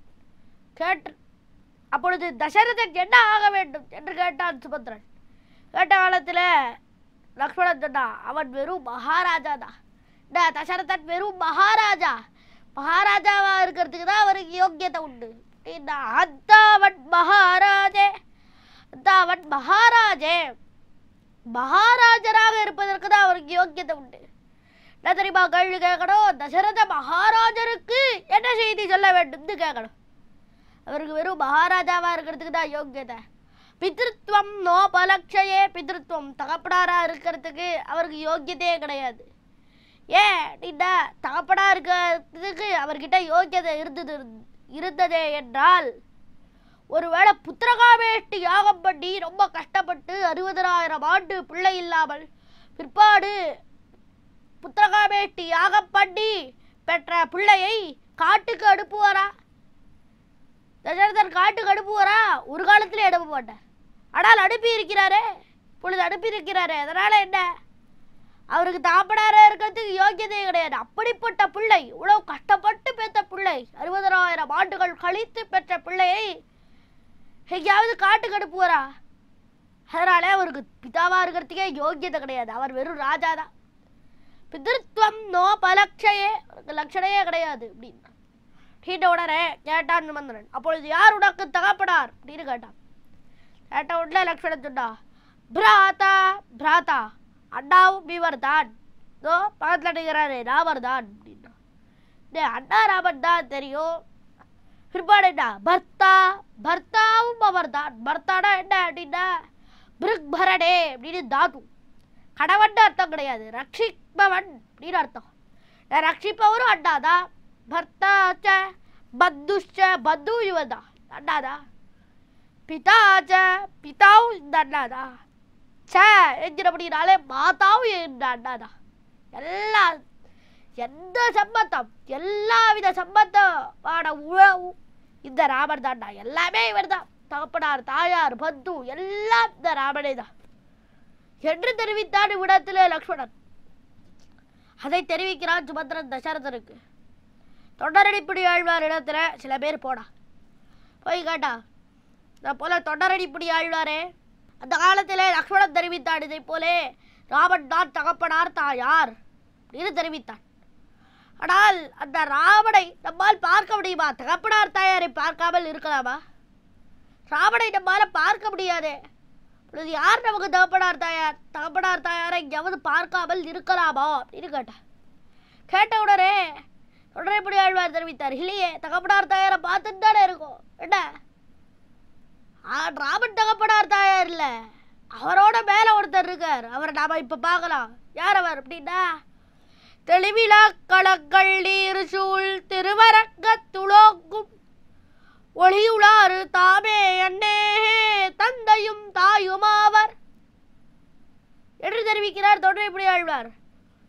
தெளிவிழா களங்கள் நீர் சூழ், தெளிவிழா தெளிவே கிடையாது.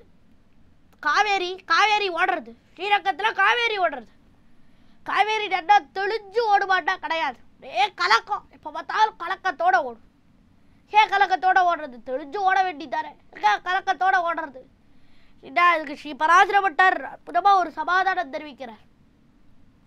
பிராட்டி ஸ்ரீமகாலட்சுமி, அதாவது ஸ்ரீரங்க நாச்சியார், ஸ்ரீரங்கத்தில் இருக்கக்கூடிய ஸ்ரீரங்க நாச்சியார், அவள் எதுலேருந்து வந்தான்னா திருப்பார்கடலில் இருந்து வந்தாள்.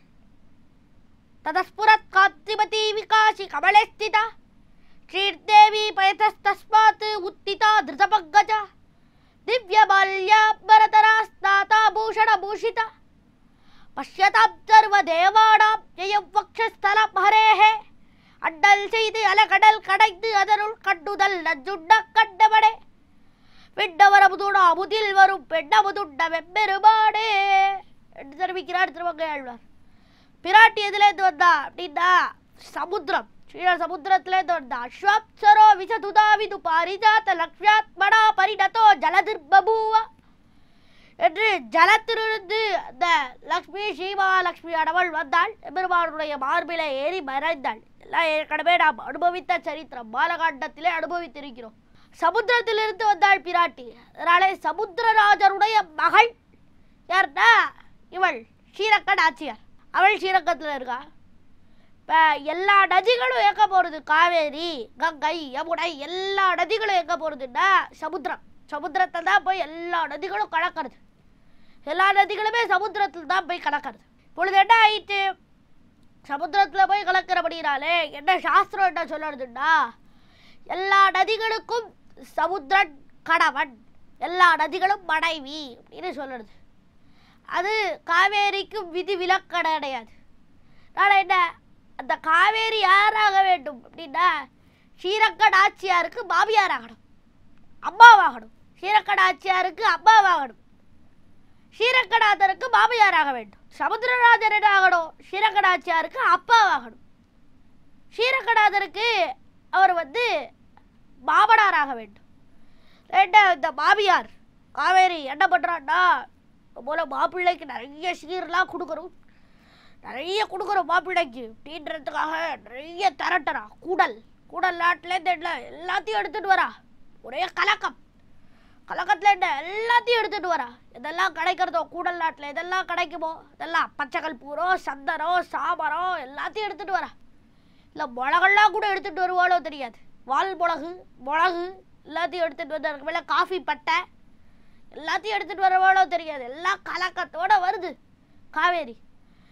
எல்லாத்தையும் இதெல்லாத்தையும் ஏற்று பெற மாட்டாரோ. ரத்னம், வைதூரியம், வைரம் எல்லாத்தையும் எடுத்துகிட்டு வரா. எல்லாம் ஏற்று பெற மாட்டாரோ ஷீரக்கநாதன். எல்லாத்தையும் ஏற்று பெற மாட்டாரோ நம்ம மாப்பிள்ளை. என்ன மாமியார் என்ன பண்ணுறா அப்படின்னா, ஆற்றுலேருந்து மாப்பிள்ளையை பார்க்க போகிறோன்னா எல்லாத்தையும் அப்பளா வடா அது இது எல்லாத்தையும் எடுத்துகிட்டு வீட்டையே தொடச்சி காலி பண்ணி எடுத்துகிட்டு வந்துடுறான். அதை போல் எடுத்துகிட்டு வந்தா நேராக எடுத்துகிட்டு வந்து எல்லாத்தையும் கொண்டு கொடுக்குற இந்த ஸ்ரீரங்கத்தில். அப்பொழுது கலக்கம். இது எல்லாத்தையும் ஏற்று பெற மாட்டாரோ மாப்பிள்ளை அப்படின்னு கலக்கம். ஸ்ரீரங்கநாதன் என்ன, அவர் ரொம்ப யோக்கியர். அவர் ஏற்றுக்காரா இருப்பாரா? அவர் ஏற்றுக்கிறார். என்ன ஏற்றுக்கிறார்? எல்லாத்தையும் அப்படியா உங்கள் அம்மா கொண்டு வந்துருக்காளா, ரொம்ப சந்தோஷம், இதெல்லாம் வேணும்னு நான் நினச்சிட்டு இருந்தேன், உங்கள் அம்மாவே கொண்டு வந்து கொடுத்துட்டா ரொம்ப சந்தோஷம் என்று அதை எல்லாவற்றையும் ஏற்றுக்கொள்வார். தனக்கு எடுத்துக்கொள்வார் அந்த இவன் கொண்டு வந்தது எல்லாத்தையும். இப்போ திரும்பி போகும்போது கலக்கம் இல்லாத போகலாம் இல்லையோ, திரும்பி போகும்போதும் கலக்கத்தோட போகிறான்.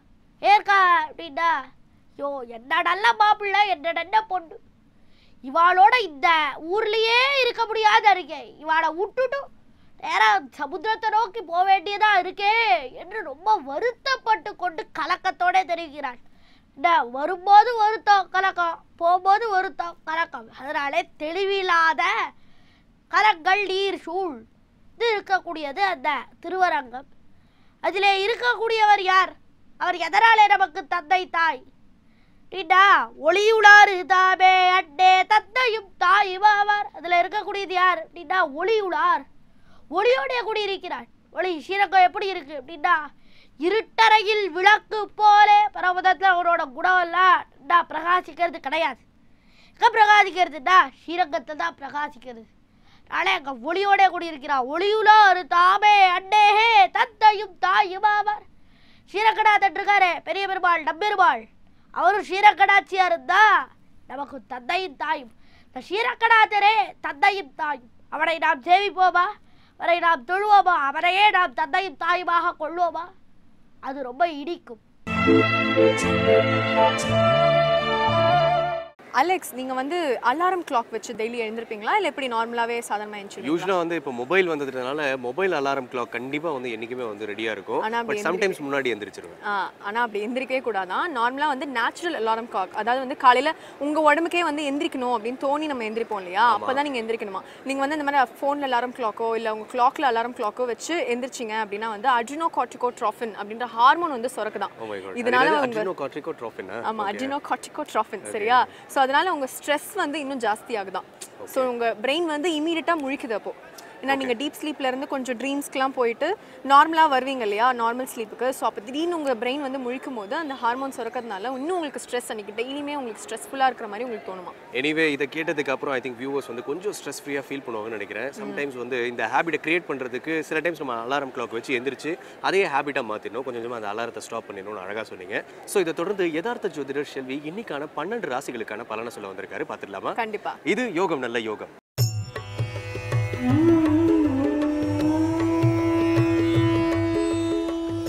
வேந்தர் டிவி நேயர்களுக்கு அனைவருக்கும் இனிய காலை வணக்கம். யோகம் நல்ல யோகம் நிகழ்ச்சியின் மூலியமாக ஒவ்வொரு நாளும் அவரவர்களுடைய ராசி பலன்களை பார்த்து கொண்டு வருகின்றோம். அப்படி பார்க்கல இன்றைய நாளானது பார்த்தீர்கள் என்றால் 26ஆம் தேதி 3வது மாதம் 2015ஆம் நாள் பங்குனி மாதம் 12ஆம் நாள் வியாழக்கிழமை. மேஷம் முதல் மீனம் வரை உள்ள ராசி நேயர்களுடைய தினப்பலன்களை பார்ப்போமாக. இன்றைய நாளுக்கு மேஷத்திற்கு பார்த்தீர்கள் என்றால் முதலாவதாக எடுத்த காரியத்தில் மிக தன்னம்பிக்கையுடன் ஈடுபடுவீர்கள். பலவிதமான சந்தோஷ அமைப்பு ஏற்படும்.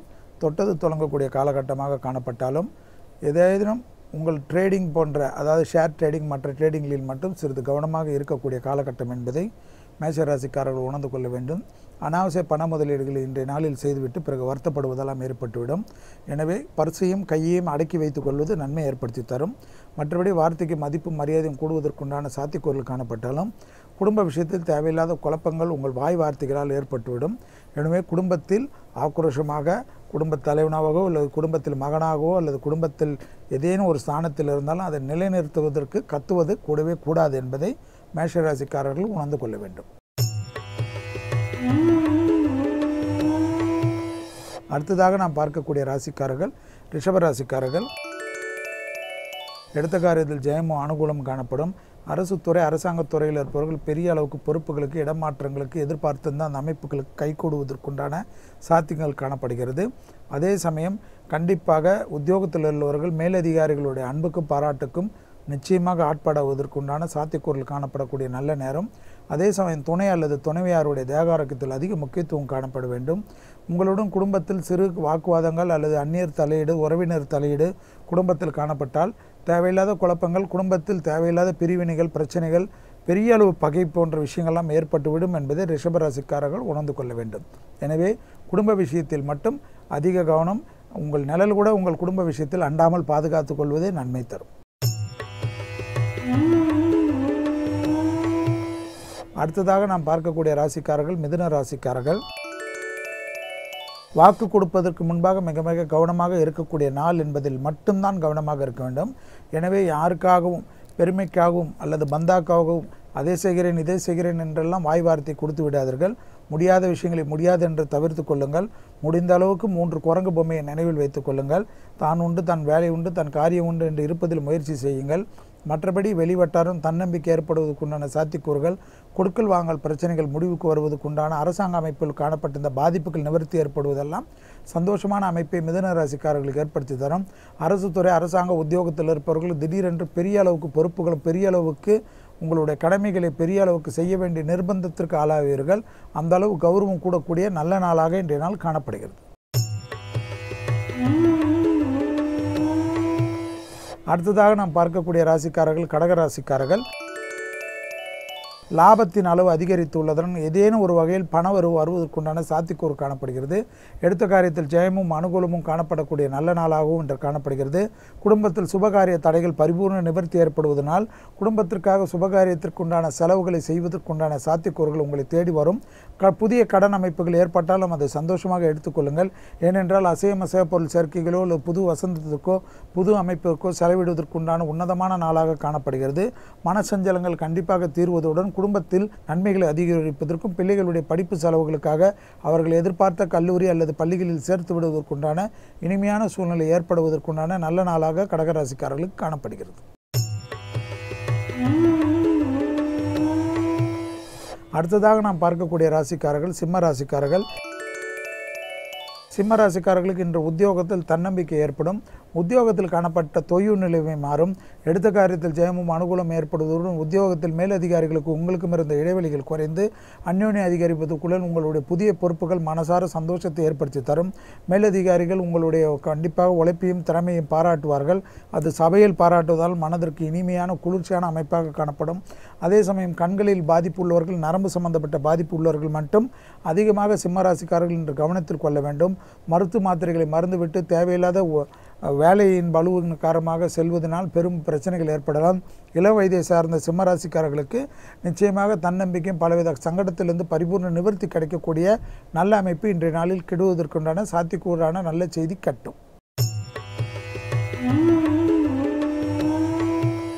அடுத்ததாக நாம் பார்க்கக்கூடிய ராசிக்காரர்கள் கன்னியா ராசிக்காரர்கள். கன்னியா ராசிக்காரர்களுக்கு தந்தைக்கும் உங்களுக்கும் சிறு வாக்குவாதங்கள் கூட இல்லாமல் இருப்பதும் தந்தை வழி உறவுகள் விஷயத்தில் அதிக கவனமாக இருப்பதும் மற்றபடி எடுத்த காரியத்தும் அனுகூலங்கள் எல்லாம் காணப்பட்டாலும் குடும்பத்திலும் வெளிவட்டாரத்தில் குடும்பத்தில் உள்ள பெற்றோர் பெரியோர் உடல்நிலைக்கு அதிக முக்கியத்துவம் கொடுக்க வேண்டும். உங்கள் பெற்றோரும் பெரியோருடன் கூட வன்மம் கொள்வதோ கோபம் கொள்வதோ அவருக்கு சரி நிரகராக உங்களுக்கு பெரிய இனிமையாக நீங்கள் நினைத்து சண்டை போடுவதோ வெறும் வேடிக்கையாக இருக்கும். இந்த அமைப்பெல்லாம் தேவையா என்பதை ஆராய்ந்து கொள்ளுங்கள். உங்களுக்காக எவ்வளோ செய்த உங்கள் பெற்றோரிடம் இவ்வளோ வன்மம் கொள்வது எல்லாம் அவசியமா என்பதை யோசி யோசித்துக் கொள்ளுங்கள். எனவே வெளிவட்டாரம் ஏற்றம் அனுகூலம் காணப்பட்டும் உத்தியோகத்தில் மேன்மை அடைவதற்குண்டான அமைப்புகள் காணப்பட்டாலும் குடும்ப விஷயத்தில் துணை அல்லது துணைவியாருடன் பெற்றோருடன் வீண் வாக்குவாதத்தை அறவே தவிர்த்து கொள்வது நன்மை தரும் என்பதை நினைவில் வைத்துக் கொள்ளுங்கள். அடுத்ததாக நாம் பார்க்கக்கூடிய ராசிக்காரர்கள் துலா ராசிக்காரர்கள். இன்று இரவு 7:16 வரை மிக கவனமாக இருப்பது பல விதத்தில் நன்மையும் அனுகூலம் ஏற்படுத்தி தரும். சிறிய வாக்குவாதங்கள் கூட பெரிய அளவு மன கஷ்டத்தையும் சங்கடத்தையும் ஏற்பட்டுவிடும். சந்திராஷ்டம அமைப்பு தீரவில்லை என்பதை நினைவில் வைத்துக் கொள்ளுங்கள். மற்றபடி உத்தியோகத்திலோ தொழில் அமைப்பிலோ ஒரு குறையும் காணப்படவில்லை. எடுத்த காரியத்தில் ஜெயமும் தன்னம்பிக்கையும் ஏற்படுவதுடன் அரசுத்துறை அரசாங்கத்துறையில் இருப்பவர்கள் பெரிய அளவு பொறுப்புகளுக்கு வருவதற்குண்டான இனிமையான சூழ்நிலை கணிந்து வரக்கூடிய காலகட்டம். எடுத்த காரியத்தில் ஜெயம் ஏற்படுவதற்குண்டான தன்னம்பிக்கை ஏற்படும். கண்டிப்பாக அசையா பொருள் சேர்க்கை ஏற்படக்கூடியதனால் சுபவிரய பிராப்தம் ஏற்படும். பெண்களுக்கு நிச்சயமாக ஏதேனும் ஒரு பொருள் சேர்க்கை, அது அதாவது பொன் நகையாக இருக்கலாம், அல்லது உங்களுக்கு வேண்டிய புடவையாக இருக்கலாம், அல்லது மனதிற்கு பிடித்த ஏதேனும் ஒரு விஷயம் குடும்பத்திற்கு தேவையான ஒரு பொருள் வாங்குவதற்குண்டான நல்ல சாத்தியக்கூறுகள் கிடைக்க பெறக்கூடிய நல்ல நாளாக காணப்படுகிறது. அதே சமயம் அவசியமில்லாத இரவு நேர பயணத்தை மட்டும் அறவே தவிர்த்து கொள்வது புத்திசாலித்தனமான அமைப்பு. அந்த அமைப்பில் மட்டும் சிறிது கவனமாக இருந்தால் போதும். மற்ற விஷயங்கள்லாம் அனுகூலத்தை பெற்றுத்தரக்கூடிய நல்ல நாளாக காணப்படுகிறது. அடுத்ததாக நாம் பார்க்கக்கூடிய ராசிக்காரர்கள் விருச்சிக ராசிக்காரர்கள். விருச்சிக ராசிக்காரர்களுக்கு பிள்ளைகளுடைய தேகாரைக்கும் கர்ப்பஸ்திரிகள் சிறிது கவனமாக இருப்பதும் வயிற்றுபத்திரத்தில் மிக கவனமாக இருப்பதும் துணை அல்லது துணைவியாருடன் சிறு வாக்குவாதங்கள் பெருமளவு கஷ்டத்தையும் பெருமளவு சங்கடத்தையும் இன்றைய நாளில் ஏற்பட்டுவிடும் என்பதை நினைவில் வைத்துக் கொள்ளுங்கள். மற்றபடி வெளிவட்டாரமோ தொழில் அமைப்பிலோ சுபகாரிய அமைப்பிலோ கொடுக்கல் வாங்கலிலோ பணவரத்திலோ ஒரு குறையும் காணப்படவில்லை. அதே சமயம் இன்றைய நாளில் ஏதேனும் பயணங்கள் வந்தால் ஏற்றுக்கொள்வது புத்திசாலித்தனம். அதை தள்ளிக்கொண்டே போவது தேவையில்லாத பிரச்சனைகள் ஏற்படுத்திவிடும். உத்தியோகத்தில் தேவையில்லாத சிலர் கூறுகின்ற ஆலோசனை கூட உங்களுக்கு வேப்பங்காயாக கசக்கும். அது மாதிரி இல்லாமல் அந்த ஆலோசனை நமக்கு நன்மை தரும் என்பதை நீங்கள் நினைத்து கொண்டாலே நிச்சயமாக விருச்சிக ராசிக்காரர்களுக்கு நன்மை தரக்கூடிய நல்ல நாளாகவே காணப்படுகிறது. அடுத்ததாக நாம் பார்க்கக்கூடிய ராசிக்காரர்கள் தனுசு ராசிக்காரர்கள். தனுசு ராசிக்காரர்களுக்கு இன்று நிச்சயமாக ஒரு நல்ல செய்தி வரும். எடுத்த காரியத்தில் ஜெயம் ஏற்படும். குடும்பத்தில் காணப்பட்ட ஒற்றுமை குறைவுகள் பாதிப்பு போய் சந்தோஷமும் அனுகூலமும் கிடைப்படும். எடுத்த காரியத்தில் ஜெயம் தன்னம்பிக்கை வளரும். தொலைதூர செய்திகள் நன்மைகள் ஏற்படுத்தி தருவதற்குண்டான உன்னதமான சூழ்நிலையை எடுத்து வரக்கூடிய நல்ல நாள். அதே போல் உங்களுடைய முயற்சிகள் பலரால் பாராட்டப்படும். கண்டிப்பாக மனதில் காணப்பட்ட மன அழுத்தம் நிச்சயமாக தீர்ந்து குடும்பத்தில் உள்ள பிரச்சனைகளை பேசி தீர்த்து கொள்வதன் மூலமாக அவர்களுக்கு மேல் இருந்த உங்கள் சந்தேகங்கள்லாம் தீர்வதற்குண்டான இனிமையான சூழ்நிலை பெற்றுத்தரும். வியாபாரிகள் படைப்பாளிகள் தொழில் அமைப்பில் உள்ளவர்களுக்கு நிச்சயமாக ஒரு தன்னம்பிக்கை திறக்கக்கூடிய ஒரு நல்ல கதவு திறக்கக்கூடிய நல்ல நாளாக இன்றைய நாள் காணப்படுகிறது. அடுத்ததாக நாம் பார்க்கக்கூடிய ராசிக்காரர்கள் மகர ராசிக்காரர்கள். மகர ராசிக்காரர்கள் பிள்ளைகள் விஷயத்திலும் உங்களுக்கும் வாக்குவாதம் இல்லாமல் இருப்பதும் வயிற்றுபத்திரம் ஏற்கனவே உள்ளவர்கள் சிறிது கவனமாக இருப்பதும் பெண்களுக்கு மாதவிடாய் கோளாறு போன்ற விஷயங்களில் அலட்சியப்படுத்துவது தேவையில்லாத பிரச்சனைகளை ஏற்படுத்திவிடும் வருங்காலத்தில் என்பதை நினைவில் வைத்துக் கொள்வதும். மற்றபடி பார்த்தீர்கள் என்றால் அரசு துறை அரசியல் அமைப்பவர்கள் உத்தியோகத்தில் இருப்பவர்கள் எல்லா மேலதிகாரிகளால் பாராட்டப்படும், கௌரவம் போற்றப்படும். எடுத்த காரியத்தில் ஜெயம் ஏற்படும். பண வரவில் காணப்பட்ட இந்த பிரச்சனைகள் தீரும். பூமியால் ஏற்பட்ட பாதிப்புகள் நிவர்த்தி ஏற்படும். பூர்வீக சொத்தில் பேசி தீர்த்து கொள்வது உங்கள் பிரச்சனைகளை தீர்வதற்குண்டான எளிய வகை ஏற்படுத்தி தரும். நல்ல நாளில் நல்ல கிரகசாரங்களில் இருக்கின்ற சமயத்தில் சுறுசுறுப்புக்கு பங்கமில்லாமல் பாதுகாத்து கொண்டாலே உங்களுடைய தேவைகள் உங்களுடைய எண்ணங்கள் எல்லாம் ஈடேறக்கூடிய நல்ல நாள். அடுத்ததாக நாம் பார்க்கக்கூடிய ராசிக்காரர்கள் கும்பராசிக்காரர்கள். கும்பராசிக்காரர்களுக்கு இரத்தத்தில் பரவக்கூடிய தொற்றுநோய் உபத்திரங்கள் பிபி சுகர் போன்ற நோய் உள்ளவர்கள் அதிக கவனமாக இருக்க வேண்டும். பூர்வீக சொத்தில் வாய் வார்த்தைகள் கூடவே கூடாது. பொறுமையாக இருந்து பேசி தீர்த்து கொள்வதை நன்மை ஏற்படுத்தி தரும். கண்டிப்பாக பெற்றோர் பெரியோர் உடல்நிலைக்கு சிறிது களங்கம் ஏற்படக்கூடிய அமைப்பாக இன்றைய நாள் காணப்படுவதனால் அவர்களுடைய தேகாரைக்கு ஏதேனும் குறைபாடு இருந்தாலும் அலட்சியப்படுத்துவது பெரும் பிரச்சனை ஏற்படுத்திவிடும். மற்றபடி அனுகூலங்கள் சாத்தியக்கூறுகள் எல்லாம் காணப்பட்டாலும் 2ஆம் இடத்தில் உள்ள சூரியனால் வாயில் உஷ்ண ஆதிக்கங்கள் அமைப்புகள் காணப்படுவதனால் தேவையில்லாத பகைத்து கொள்வது உங்கள் அண்டை அயலார் வீடு விஷயமோ உங்களிடம் பழகுவர்களிடமோ விளையாட்டாக கூறுவது கூட தேவையில்லாத விபரீதத்தில் கொண்டு போய் விட்டுவிடும். அது இன்றைய நாளில் ஏற்படக்கூடிய நல்ல அமைப்பாக காணப்படுவதனால் பொறுமையாக வாய் வார்த்தைகளில் தேன் தடவி பேசுவதே நன்மை தரும். அடுத்ததாக நாம் பார்க்கக்கூடிய ராசிக்காரர்கள் இறுதி ராசிக்காரர்கள் மீன ராசிக்காரர்கள். தன்னம்பிக்கை, உங்கள் தைரியத்துக்கு பாதுகாப்பு, உங்கள் தைரியத்தால் பலவித முயற்சிகள், புதிய ஒப்பந்தங்கள், புதிய முயற்சிகள், வியாபாரிகளுக்கு அனுகூலங்கள், கூட்டாளிகளுக்கு பெரிய அளவுக்கு லாபங்கள், கூட்டுத் தொழிலில் புதிய அமைப்புகள், புதிய முதலீடுகளுக்கு வருவதற்குண்டான சாத்தியக்கூறுகள், எடுத்த காரியத்தில் ஜெயம் ஏற்படுவதுடன் அண்டை அயலாறு வீட்டு விஷயத்தில் கூட இருந்த பாராமுக பிரச்சனைகள் தீர்வது, பகைவர்கள் நட்பு பாராட்டி வரக்கூடிய நல்ல நாளாகவும், கண்டிப்பாக அரசு துறை அரசாங்கத்துறையில் இருந்தவர்களுடைய பிரச்சனைகள் இன்று ஒரு நல்ல முடிவுக்கு வருவதற்குண்டான இனிமையான சூழ்நிலை ஏற்படும். அதே சமயம் நரம்பு உபத்திரம் உள்ள மீனராசிக்காரர்கள் மட்டும் சிறிது கவனமாக இருப்பது நன்மை தரும். பிபி போன்ற மாத்திரைகளை எடுப்பாத இருப்பவர்கள், பிபி நோய் உள்ளவர்கள் அந்த மாத்திரைகளை தவறுவிடுவது மூலமாக நோயின் தாக்கம் அதிகரிக்கலாம். எனவே தேக ஆரோக்கிய குறைபாடு உள்ள மீனராசிக்காரர்கள் மட்டும் சிறிது கவனமாக இருக்க வேண்டும். மற்றபடி இன்று ஒரு நல்ல நாளை கொடுக்கக்கூடிய அமைப்பாக காணப்படக்கூடிய இந்த நாளை சரியாக முறையாக பயன்படுத்தி கொள்வது உங்களுடைய புத்திசாலித்தனமான அமைப்பு. மீண்டும் நாளை யோகம் நல்ல யோகம் நிகழ்ச்சியில் சந்திக்கிறதில் மகிழ்ச்சி அடைகின்றேன். நன்றி, வணக்கம். ஸோ அலெக்ஸ், நம்ம ஸ்லீப் பற்றி நிறைய விஷயங்கள் பேசலாம். பட் அதுக்கு முன்னாடி இப்போ உலக நடப்பை நாட்டு நடப்பை பார்க்க வேண்டிய நேரம் வந்துருச்சு. பார்த்துடலாமா? பார்த்துடலாம். இது வேந்தரின் இளங்கதிர்காலை செய்திகள். அலெக்ஸ், நீங்கள் நார்மலாக ஒரு நாளைக்கு எவ்வளோ நேரம் தூங்குறீங்க? யூஸ்வலாக நான் கண்டிப்பாக 8 hours அது கண்டிப்பாக தூங்கிடுவேன். அது வந்து நான் வந்து ஒரு பிளானாக வச்சுருக்கேன் லைஃப்க்கு. பட் நீங்கள் தூங்குறது வந்து மேக்ஸிமம் 3 hours தான், உங்களுக்கு தெரியுமா? அப்படியா? 3 hours தான் தூங்குறேன்னா? ஆமாம். அப்பா எப்படிப்பா இதெல்லாம் சீட்டிங்க? கூட 8 மணி நேரம் நான் தூங்குறேனே. ஆனால் உங்கள் பாடி ரெஸ்ட் எடுக்கிறது வேணால் 8 hours சொல்லலாம். பட் நீங்கள் மென்டலி வந்து தூங்குறது வந்து 3 hours தானா. ஆனால் மங்கீஸ், ஸ்குரல் மங்கீஸ், பேபூன்ஸ், இந்த மாதிரி சில சிம்ஸ் இதெல்லாம் வந்து 10 hours தூங்குதான். Oh my God. ஸோ வந்து அதாவது மென்டலி. ஆமாம், மென்டலி வந்து அவங்க 10 hours தூங்குறாங்க. அதனால தான் எவ்வளோ பிரிஸ்காக எனர்ஜெட்டிக்காக இருக்காங்க. ஆமாம், மேபி. ஸோ எனிவே வந்து ஐ திங்க் வந்து இந்த 8 hours தூங்குறோம் அப்படின்ற கால்குலேஷனை மாற்றி 3 hours சொன்னும் போதே எனக்கு ஒரு மாதிரி ஆயிடுச்சு. ஸோ எனிவே வந்து நம்ம மென்டலாக 10 hours தூங்கணுமா இல்லை தூங்க முடியுமா அப்படின்னு கூட எனக்கு தெரியல. ஸோ சம்ஹவ் வந்து நம்ம 8 hours தூங்கணும் அப்படின்ற ஒரு கால்குலேஷன் மட்டும் எனக்கு தெரியும். ஐ திங்க் டெய்லி தூங்குறதுக்கு மினிமம் 12 to 8 hours தூங்கணும் இல்லையா? ஆமாம். ஸோ அந்த ஒரு கால்குலேஷனோட நெக்ஸ்ட் செக்மெண்ட்ல ஒரு சூப்பரான டிஃபன் ஐட்டம் செஞ்சு காட்ட போறாரு அஞ்சப்பர் ஹோட்டல் ஷெஃப். பார்த்துடலாமா? கண்டிப்பா. இது டிஃபன் பாக்ஸ்.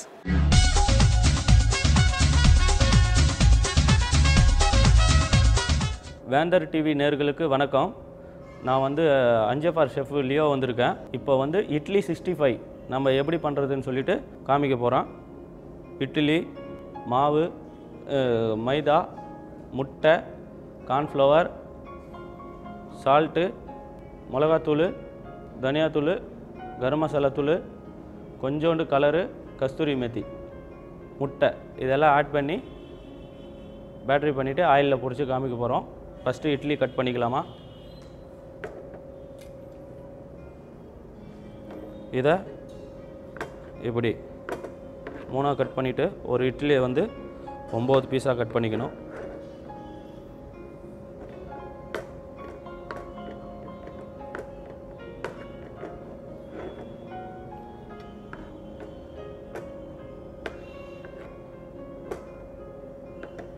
பீஸாக கட் பண்ணிவிட்டு இதை எடுத்து செப்பரேட்டாக வச்சுக்குவோம்.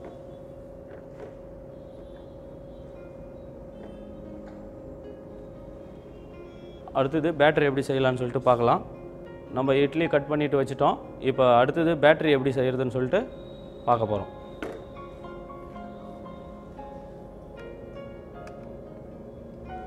கார்ன்ஃப்ளவர் கொஞ்சம், அடுத்தது மைதா,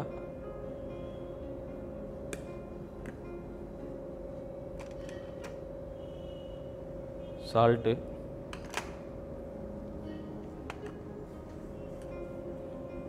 மிளகா பொடி, கஸ்தூரி மெத்தி,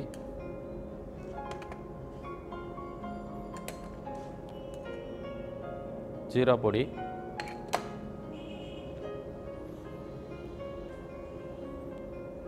கரம் மசாலா, கொஞ்சமாக சோம்பு, ஜீரகம், கொஞ்சமாக சோம்பு, தேவையான அளவு உப்பு, ஜாஸ்தி கலர் சேர்க்க வேண்டாம், கொஞ்சமாக கலரு,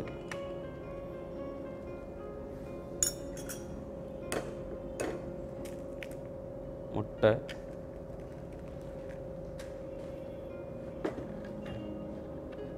கொஞ்சோண்டு வாட்டரு,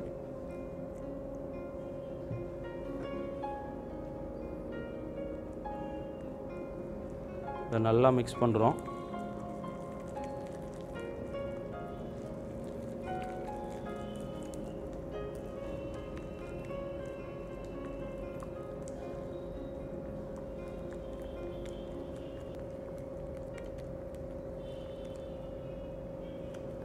இந்த அளவு வரணும்.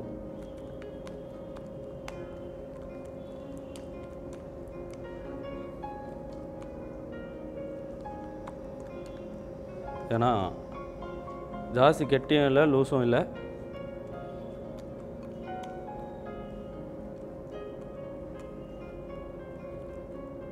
ரொம்ப தண்ணி ஆகிட்டானா ஆயிலேருந்து பிரிஞ்சிடும் இது. இப்போ ரெடி ஆகி போச்சுங்க இது பேட்டரு. இப்போ பேட்டரி ரெடி ஆகிடுச்சிங்க. இட்லியை ஆயிலில் எப்படி ஃப்ரை பண்ணி எடுக்கலான்னு பார்க்கலாம். இப்போ இட்லி எப்படி ஃப்ரை பண்ணலான்னு சொல்லிட்டு பார்க்கலாம். கடாய் வைக்கலாம்.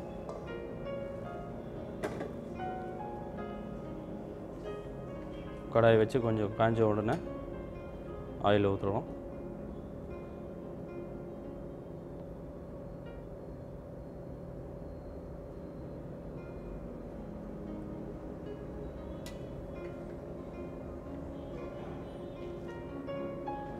இப்போ ஆயிலை வந்து ஊற்றிருக்கிறோம். மீடியமாக சூடு ஆன உடனே, ஜாஸ்தி சூடு இல்லை, மீடியமாக நார்மல் சூடு இருக்கிற போது இட்லி எடுத்து கோட்டிங் வச்சுருக்கோம் இல்லைங்களா, கோட்டிங் வைத்து இட்லியை போட்டு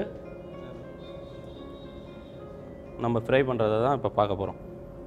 இப்போ வந்து ஆயில் சூடு ஆகிடுச்சிங்க. இட்லியை வந்து நம்ம ஆயில் ஹீட் ஆகிடுச்சு. இப்போ ஒன்று ஒன்றா இட்லி போட போகிறோம். டீப் பண்ணதை ஆகிட்டே இருக்குது.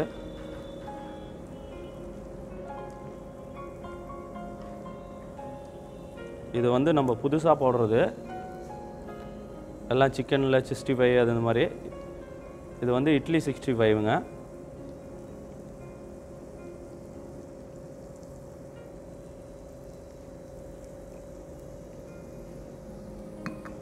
இந்த இட்லி 65 வந்துங்க காலையில் இட்லி செஞ்சதை வந்து கூட ஈவினிங் டைமில் போடலாம். பசங்களுக்கெல்லாம் வந்து ஒரு டிஃப்ரெண்ட்டாக இருக்குங்க இது. இட்லி 65ன்றது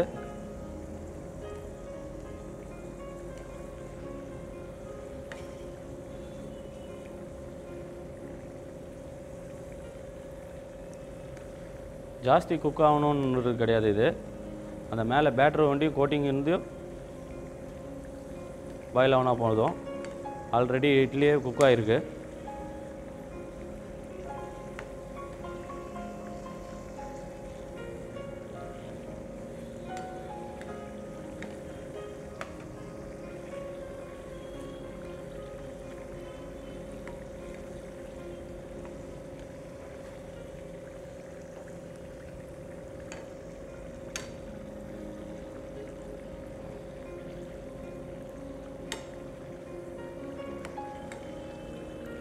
சாயங்கால டைமில் இது வந்து ஸ்நாக்ஸாகவும் கொடுக்கலாம் பசங்களுக்கு. இட்லி சாப்பிடாதவங்க கூட இது இட்லின்னே தெரியாது, சாப்பிடுவாங்க. ஆகிடுச்சுங்க இது. இப்போ கருவேப்பிலை போட்டு லைட்டாக எடுத்துக்கிறோம்.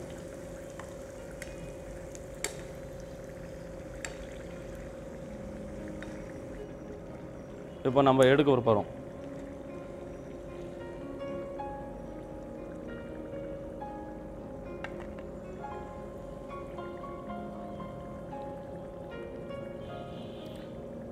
சேம் 65 பீஸ் மாதிரியே இருக்கும். யாருன்னா வந்து கெஸ்ட்டு வந்தவங்க கூட பண்ணி கொடுக்கலாம். கண்டே பிடிக்க முடியாதுங்க இது.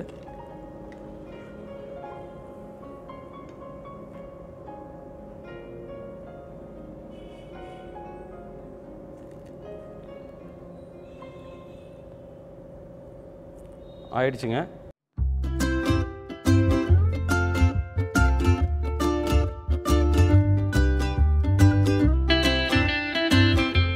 நெக்ஸ்ட்டு பார்க்க வேண்டிய டிஷ்ஷு வந்துங்க நம்ம வெஜ் சாண்ட்விச். இப்போ வெஜ் சாண்ட்விச் பண்ண போகிறோம். இதுக்கு தேவையான பொருட்கள் எல்லாம் bread, butter, cucumber, tomato, onion, carrot, salt, pepper. அதை எப்படி செய்கிறதுன்னு இப்போ பார்க்கலாம். 3 ஸ்லைஸ் ப்ரெட்டு சைடில் கட் பண்ணிக்கணும்.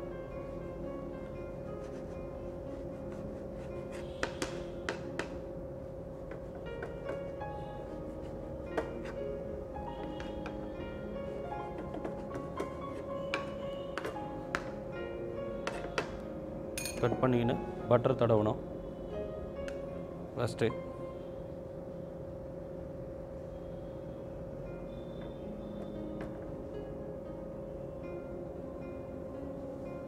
ஒன் சைடு தடவினா போதும் பட்டரு.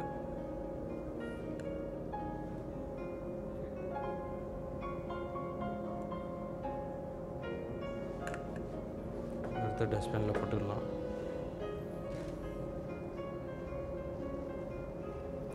இப்போ தேவையான வெஜிடபிள்லாம் வைக்கலாம். வெள்ளரிக்காய், டொமேட்டோ, ஆனியன், இது சால்ட்டு, பெப்பரு, லெட்யூஸு. அடுத்தது திருப்பி இது ஃபோல்ட் பண்ண, திருப்பியும் டொமேட்டோ, குக்கும்பர்,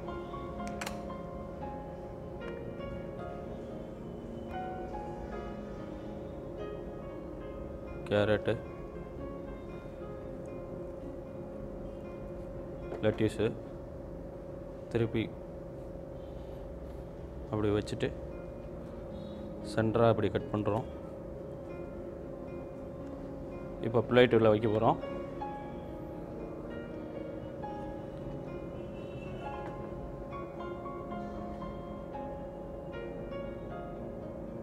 சாண்ட்விச் வச்சு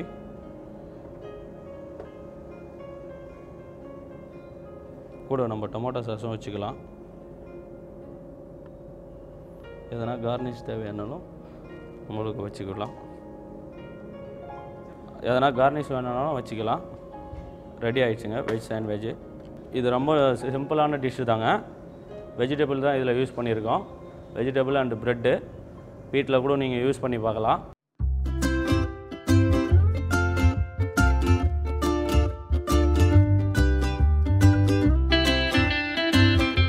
இன்றைக்கி பண்ண டிஷ்ஷு உங்களுக்கு பிடிச்சிருக்கும்னு நினைக்கிறேன். நாளைக்கு உங்களுக்கு வேறு டிஷ்ஷோட சந்திக்கிறேன். நன்றி, வணக்கம். ஸோ சாந்தினி, யூஸ்வலாக சில அனிமல் கிட்ட இருக்கக்கூடிய குவாலிட்டிஸ்லாம் ஹியூமனுக்கு கிடைச்சா ரொம்ப சந்தோஷமா இருக்கும்னு ஃபீல் பண்ணுவோம் இல்லையா? அந்த மாதிரி டக்கு கிட்ட ஒரு குவாலிட்டி இருக்கா? டக் யூஸ்வலாக தன்னோட ப்ரெடேட்டர் ஏதாவது நம்மளை ஹண்ட் பண்ணிடுமோ அப்படின்ற பயத்திலே இருக்குமா. அதனால தூங்கும் போதும் கூட அது என்ன பண்ணுமோ ஒரு சைடு பிரெயின் ஆக்டிவாகவே வச்சிருக்குமா. ஸோ இருந்தும் அதுக்கு ஃபுல் ஸ்லீப்புக்கான ஒரு குவாலிட்டி கிடைக்குமா அதுக்கு.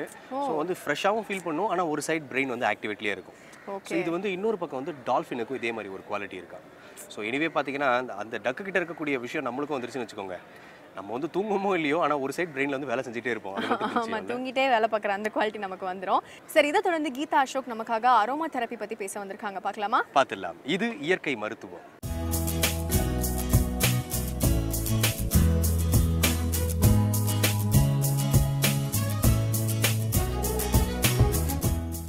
வேந்தர் டிவி நேயர்களுக்கு வணக்கம்.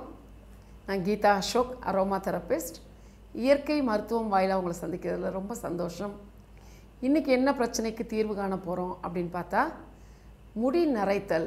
அதாவது அது இளநரையாக இருக்கலாம், இல்லை நமக்கு ஒரு 40 வயசில் வர வேண்டிய நிறை ஒரு 35 வயசுலேயே ஸ்டார்ட் ஆயிடுச்சு. 40 வயசில் தானங்க வரணும், 30 வயசுலேருந்தே நரைக்க ஆரம்பிச்சிருச்சு. இல்லை குழந்தைகளுக்கு பார்த்திங்கன்னா 7 வயசு 8 வயசுலேயே இளநரைகள். இப்போ பார்த்திங்கன்னா பிறக்கிற குழந்தையே நரமுடியோடு வருது. அதெல்லாம் அதுக்கெல்லாம் நிறைய மாற்றங்கள் இருக்குது. அதுக்கு நிறைய காரணங்களும் உண்டு. பொதுவாக வரக்கூடிய நரை, அந்த நரையை எப்படி தள்ளி போடுறது, இல்லை எனக்கு ஒரு 18-20 வயசில் நரைக்க ஆரம்பிச்சிருச்சு, 2-3 முடி நரமுடி வந்துருச்சு, மேற்கொண்டு எனக்கு நரைக்காமல் எப்படி இருக்கலாம், இதுக்கு என்ன ட்ரீட்மெண்ட் அப்படிங்கிறது தான் ஒவ்வொருத்தருக்கு மனசுலையும் எழுகிற கேள்விகள் அப்படின்னு எடுத்துக்கலாம். இப்போ வந்து நரை அப்படிங்கிறப்போ என்ன காரணங்களால் இளநரை வரும் அப்படின்னு பார்க்கலாம். இளநரை வர்றதுக்கு காரணம் முதல்ல பரம்பரை, அதாவது ஜெனட்டிக்கல் டிஸார்டர் அப்படின்னு சொல்லக்கூடிய ஜீன். நம்மளுடைய ஜீனில் அம்மா சைட்லேயோ அப்பா சைட்லேயோ யாருக்காவது இந்த மாதிரி சின்ன வயசில் இளநரை வந்திருக்கும். அவங்களுடைய ஹார்மோன்ஸ் இந்த குழந்தைக்கு வர்றப்போ அவங்களுக்கு இருக்கக்கூடிய ஸ்கின் டிஸார்டர்ஸுங்கிறப்போ இந்த இளநரையும் இவங்களுக்கு பரம்பரை ரீதியாக வர்றதுக்கு சான்ஸ் இருக்குது.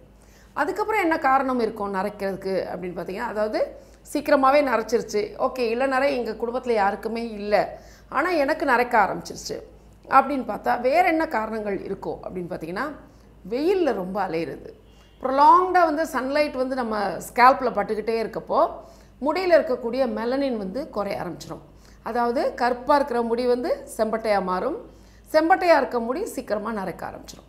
இது ஒரு காரணம். மூணாவது என்ன காரணமாக இருக்கும் அப்படின்னு பார்த்தீங்கன்னா, ஊட்டச்சத்து குறைபாடு. ஊட்டச்சத்து குறைபாடு அப்படிங்கிறப்ப பார்த்தீங்கன்னா முடிக்கு தேவையான ஊட்டச்சத்துக்கள், அதில் முக்கியமாக முடி நரைக்காமல் இருக்கணும்னா நமக்கு வந்து முடியில் வந்து அயன் வேணும், காப்பர் வேணும்.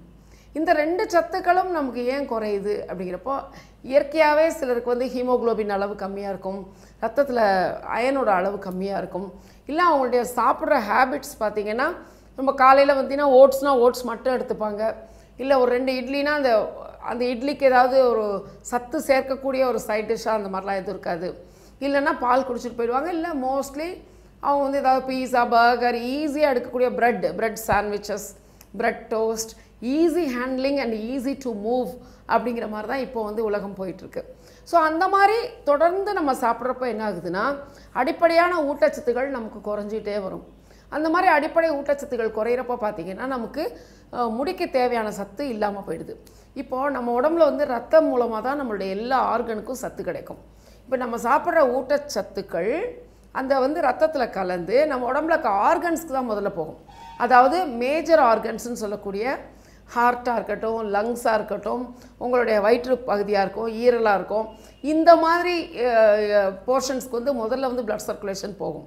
இப்போ அந்த ஆர்கன்ஸ் எல்லாம் தேவையான ஊட்டச்சத்துக்களை எல்லாம் அப்சார்ப் பண்ணிவிட்டு ஃபைனலாக லெஃப்ட் ஓவர் தான் ஸ்கின்னுக்கு அனுப்பும். ஸ்கின் அப்படிங்கிறப்போ இப்போ நம்ம ஸ்கேல்ப்புங்கிறதும் ஒரு ஸ்கின், ஸ்கல்லுங்கிறது மண்டை ஓடு, அந்த ஸ்கல்லுக்கு மேலே இருக்கக்கூடிய ஸ்கின்னா ஸ்கேல்ப். நம்மளுடைய ஸ்கேல்ப்பில் பார்த்தீங்கன்னா முடி வந்து இப்போ இது ஸ்கேல்ப் அப்படின்னு நீங்கள் அசியூம் பண்ணிக்கிட்டிங்கன்னா இதுக்கு மேலே இருக்கிறது முடி ஷாஃப்ட்டுன்னு சொல்கிறது. நம்மளுடைய ரூட்டு பார்த்தீங்கன்னா ஸ்கின்னுக்கு உள்ளே இருக்கும், அதாவது டெர்மிஸ் லேயர்னு சொல்லுவோம். அந்த செகண்ட் லேயரில் ஹேருடைய ரூட் இருக்கும். ஸோ அந்த மேஜர் ஆர்கன்ஸ்லாம் பார்த்திங்கன்னா அடிப்படையாக இருக்கக்கூடிய சத்துக்களை எல்லாம் உறிஞ்சிட்டு சக்கையை தான் தோலுக்கு கொடுக்குது. அதனால தான் நமக்கு வந்து எந்த பிரச்சனையாக இருந்தாலும் தோல் வந்து ஈஸியாக வெளிக்காட்டுறது. காரணம் என்னென்னா அடிப்படை சத்துக்கள் கடைசியாக தோலுக்கு போகும். அப்போ தோலுக்கும் சத்து கிடைக்கணும் அப்படின்னா நம்மளுடைய ரத்தத்தில் அபண்டண்ட்டாக சத்துக்கள் இருக்கணும் இல்லையா? அப்போது நமக்கு ஊட்டச்சத்து குறைபாடு இளநரைக்கு ஒரு காரணம். அதுக்கப்புறம் என்ன காரணம்னு பார்த்திங்கன்னா கெமிக்கல் ட்ரீட்மெண்ட்ஸ், அதாவது ஸ்ட்ரைட்னிங் பண்ணுவாங்க, பர்மிங் பண்ணுவாங்க, கலரிங் பண்ணுவாங்க, முடியை ஃப்ரீக்வெண்ட்டாக அயன் பண்ணுவாங்க. இந்த காரணங்கள் உங்கள் முடி நரைக்கிறதுக்கு ஒரு மிக முக்கிய காரணங்களில் ஒன்றா எடுத்துக்கணும். ஸோ அந்த கெமிக்கல் ட்ரீட்மெண்ட்ஸ் பார்த்திங்கன்னா முடியோட கியூட்டுகளுக்குள்ளே போய் முடியில் இருக்கக்கூடிய அடிப்படை சத்துக்களை வந்து எடுத்துரும். ஸோ அதனாலேயும் முடி நரைக்கும். அதுக்கப்புறம் ஃபைனலாக பார்த்தா ஷாம்பூ பார்த்திங்கன்னா அந்த காலத்தில் ஏதோ 1-2 ஷாம்பூ இருக்கும். இப்போ பார்த்திங்கன்னா ஏகப்பட்ட ஷாம்பூஸ் மார்க்கெட்டில் வந்திருக்கு. இதில் வந்து volumising shampoo, colour enhancing shampoo, இந்த மாதிரிலாம் நிறைய ஷாம்பூஸ் இருக்குது, நிறைய ஸ்பெசிஃபிகேஷன்ஸ் இருக்குது. இந்த ஷாம்பூ வந்து நம்ம முடிக்கு ஒத்து வருமா அப்படிங்கிறத பாருங்கள். ரொம்ப காரத்தன்மை அதிகமுள்ள ஷாம்பூ, இப்போ வால்யூமைசிங் அப்படின்னு எடுத்துக்கிட்டிங்கன்னா முடியை வந்து மேற்கொண்டு ரொம்ப ட்ரையாக காட்டுறது தான் வால்யூமைசிங். அப்போ நல்லா இருக்கிற முடியை வந்து ரொம்ப ட்ரையாக ஆக்குறப்போ முடியில் இருக்கக்கூடிய கெரட்டின் வந்து ரொம்ப பாதிக்கப்படும். அப்போ கெரட்டின் பாதிக்கப்படுறப்போ முடியில் மெலனின் வந்து இறங்காது. அப்போ முடி வந்து செம்பட்டையாக ஆரம்பிக்கும், பிளாண்டுன்னு சொல்லுவோம், அதுக்கப்புறம் நரைக்க ஆரம்பிச்சிடும். ஸோ இதெல்லாம் காரணங்கள் உங்களுக்கு ஏன் நரைக்குதுன்னு நீங்கள் வந்து வருத்தப்படுறத விட நமக்கு ஏன் கிரே ஆகுது அப்படிங்கிறத யோசிங்க. அதாவது ஸ்டைலிங் பண்ணுறதுல தப்பு இல்லை. ஒன்ஸ் அண்ட் ப்ளூ மூன் நம்ம வந்து ஹேர் ட்ரெஸ்ஸிங் பண்ணிக்கிறதோ இல்லை நம்ம மேக்கப் பண்ணிக்கிறதோ நம்ம இஷ்டப்படி நம்ம இருக்கலாங்கிறதுல எந்த தவறும் கிடையாது. பட் அதை வந்து நம்ம லைஃப் ஸ்டைலுக்கு நம்ம டெய்லி அதை ஒரு அடாப்ட் பண்ணி கொண்டு வர்றப்போ அதனால என்ன டேமேஜஸ் வருங்கிறத தெரிஞ்சு அதுக்கு நீங்கள் காஷியஸாக இருந்தீங்க அப்படின்னா உங்கள் முடியை வந்து நரைக்காமல் நீங்கள் பார்த்துக்க முடியும். டைரெக்டாக நீங்கள் ஒரு ஷாம்பு எடுக்கிறதோ டைரெக்டாக ஒரு ஸ்ட்ரைட்னிங் இந்த மாதிரி போகிறப்போ முடிக்கு இந்த மாதிரி ஒரு பாதிப்புகள் வர்றதுங்கிறது இயற்கையாகிடும். ஓகே, இதுக்கு என்ன நம்ம ரெமெடி பண்ண போகிறோம் அப்படின்னா, பொதுவாக ஹென்னா ப்ரிப்பரேஷன், இந்த ஹென்னாங்கிறது நரைக்கு ஒரு நல்ல ஒரு மருந்து அப்படின்னு சொல்கிறோம் இல்லையா. ஸோ அந்த ஹென்னாவை எப்படி ஒரு வேலிட் பேக்காக, அதாவது நம்ம நரைமுடிக்கு எக்ஸாக்டாக அது ட்ரீட்மெண்ட் பண்ணக்கூடிய பேக்காக எப்படி மாற்ற போகிறோம் அப்படிங்கிறத இப்போ நான் சொல்ல போகிறேன். இதுக்கு என்ன தேவை அப்படின்னு பார்த்தீங்கன்னா, henna powder, any brand henna powder வாங்கிக்கோங்க. ப்ரொவைடட் அது வந்து ரொம்ப வேறு மிக்சிங் இல்லாமல், இப்போல்லாம் பார்த்தீங்கன்னா சில லோக்கல் பிராண்ட்ஸில் வந்து ஹென்னாவில் மற்ற இலை பொடியும் கலந்து கொடுத்துட்றாங்க. அப்போ அந்த ஹென்னாக்குரிய அந்த இயற்கையான கலர் வந்து வர்றதில்ல ஒன்று. அப்படி இல்லைன்னா என்ன பண்ணுறாங்க, கெமிக்கல் அதில் ஆட் பண்ணுறாங்க. அந்த மாதிரி ஆட் பண்ணுறப்ப ஹென்னாவோட இயற்கை தன்மை போயிடும். அதனால தான் ஹென்னா போட்டால் ட்ரை ஆகுது அப்படிங்கிற கம்ப்ளைண்ட்ஸ்லாம் நமக்கு வர்றது. ஸோ நீங்கள் பியோர் ஹென்னா எடுத்துக்கோங்க. உங்களுக்கு நிறைய பிராண்ட்ஸ் கிடைக்கும், இப்போ எல்லா ஊர்லேயும் கிடைக்குது. ஸோ ஹென்னா எடுத்துக்கோங்க. அதுக்கப்புறம் உங்களுக்கு என்ன வேணும் அப்படின்னு பார்த்தீங்கன்னா, பாம் சுகர், அதாவது பனை வெல்லம், நாட்டு சர்க்கரைன்னு சொல்லுவோம், இல்லை பனை வெல்லம்னு எடுத்துக்கலாம். அது வந்து இப்போ நீங்கள் ஒரு 100 கிராம்ஸ் எடுத்துக்கிட்டீங்க அப்படின்னா ஒரு 50 கிராம்ஸ் பாம் சுகர் எடுத்துக்கோங்க. ஒரு 3லேருந்து 5 பீட்ரூட் எடுத்துக்கோங்க. நல்ல ஒரு அந்த பீட்ரூட் லேசாக அந்த ஸ்கின் அது மேலே இருக்கக்கூடிய அந்த ரைண்டை வந்து லேசாக அப்படி சுரண்டி பார்த்தீங்கன்னா தெரியும், நல்ல ஒரு பர்கண்டி கலர் வரும். அப்படி இருந்தால் அது நல்ல பீட்ரூட். சிலது வந்து கொஞ்சம் பெயிலாக இருக்கும், அந்த பீட்ரூட் வேண்டாம். கொஞ்சம் ஆரஞ்சு ஷேடு வரும், அது வேண்டாம். ஸோ அந்த பீட்ரூட் எடுத்துக்கோங்க. அதுக்கப்புறம் உங்களுக்கு என்ன வேணும் அப்படின்னு பார்த்தீங்கன்னா, ஒரு 30 மில்லி தேன் வந்து முடி நரைக்கும் அப்படிங்கிற பயம் வேண்டாம், அது மெத்து தான். தேன் போடுறதுனால முடி கண்டிப்பாக நரைக்காது. உங்களுக்கு எக்ஸ்பெரிமெண்ட் பண்ணி பார்க்கணுன்னா உங்கள் கை காலில் தடவி பாருங்கள், நிச்சயமாக முடி நரைக்காது. ஸோ அதில் தேன் கலந்துக்கோங்க. நீங்கள் என்ன பண்ணணும்னா, முதல் நாள் நைட்டே இதை ப்ரிப்பேர் பண்ணணும். அதாவது பீட்ரூட்டை வந்து நல்லா கிரேட் பண்ணி மிக்சியில் கிரைண்ட் பண்ணி ஜூஸ் எடுத்துக்கோங்க. பீட்ரூட்டை அரைக்கிறப்போ நீங்கள் தண்ணி விடக்கூடாது. தண்ணி விட்டிங்கன்னா உங்களுக்கு அதே கலரில் கிடைக்கும், பட் டைல்யூட்டட் ஆயிரும். அதனால தான் 3லேருந்து 5 பீட்ரூட் எடுக்க சொல்கிறேன். நல்லா துருவி மிக்சியில் போட்டு கிரைண்ட் பண்ணி நல்லா ஜூஸ் எடுத்துக்கோங்க. அது ஒரிஜினல் பீட்ரூட்டோட ஜூஸ் இருக்கும், நல்ல கலரில் கண்ணை பறிக்கும் அந்த கலர். அந்த ஜூஸ் எடுத்துகிட்டு அதில் வந்து இந்த ஹென்னா பவுடரை கலந்துக்கோங்க, இந்த பாம் சுகரை கலந்துக்கோங்க, தேன் கலந்துக்கோங்க. இதை நல்லா கலந்து வச்சுட்டு ஒரு 8லேருந்து 10 மணி நேரம் அது நல்லா ஊறி இருக்கட்டும். ஊறி இருந்ததுக்கப்புறம் மறுநாள் என்ன பண்ணுங்கள், அரோமா ஆயில்ஸில் வந்து க்ளவ் ஆயில் அப்படின்னு கிடைக்கும், அதாவது கிராம்புலேருந்து எடுக்கக்கூடிய ஆயில். இன்கேஸ் உங்களுக்கு க்ரவ் ஆயில் கிடைக்கல அப்படின்னா கிராம்பை வந்து பொடி பண்ணி நீங்கள் வீட்டில் வச்சுக்கலாம். அது ஒரு 1லேருந்து 2 டீஸ்பூன் லேவிஷாக போடலாம். க்ளவ் ஆயில் இருந்துச்சுன்னா ஒரு 10 to 15 ட்ராப்ஸ் அதில் விட்டுக்கோங்க. அது நல்லா கலந்து பார்த்தீங்கன்னா நல்லா ஃபர்மெண்ட் ஆகி ரொம்ப அப்படி லூஸ் பேக்காக இருக்கும். அதை வந்து உங்கள் முடியில், அதாவது இது வந்து முடிக்கான சிகிச்சை, உங்கள் முடியில் வந்து இதை அப்ளை பண்ணுங்கள். எப்போவுமே ஹென்னா பேக் வந்து உங்களுடைய ஸ்கேல்பில் அப்ளை பண்ணக்கூடாது. ஏன்னா ஹென்னாவுக்கு ஒரு பெரிய ஒரு மோசமான குணம் அப்படின்னு பார்க்குறப்போ நம்ம ஸ்கின்னில் இருக்கக்கூடிய துவாரங்களை வந்து அடைச்சிக்கும். ஸ்கேல்ப்புங்கிறது ஸ்கின்னில் வந்து டைனி போர்ஸ் இருக்கும், மைக்ரோ லெவலில் உங்களுக்கு துவாரங்கள் இருக்கும்.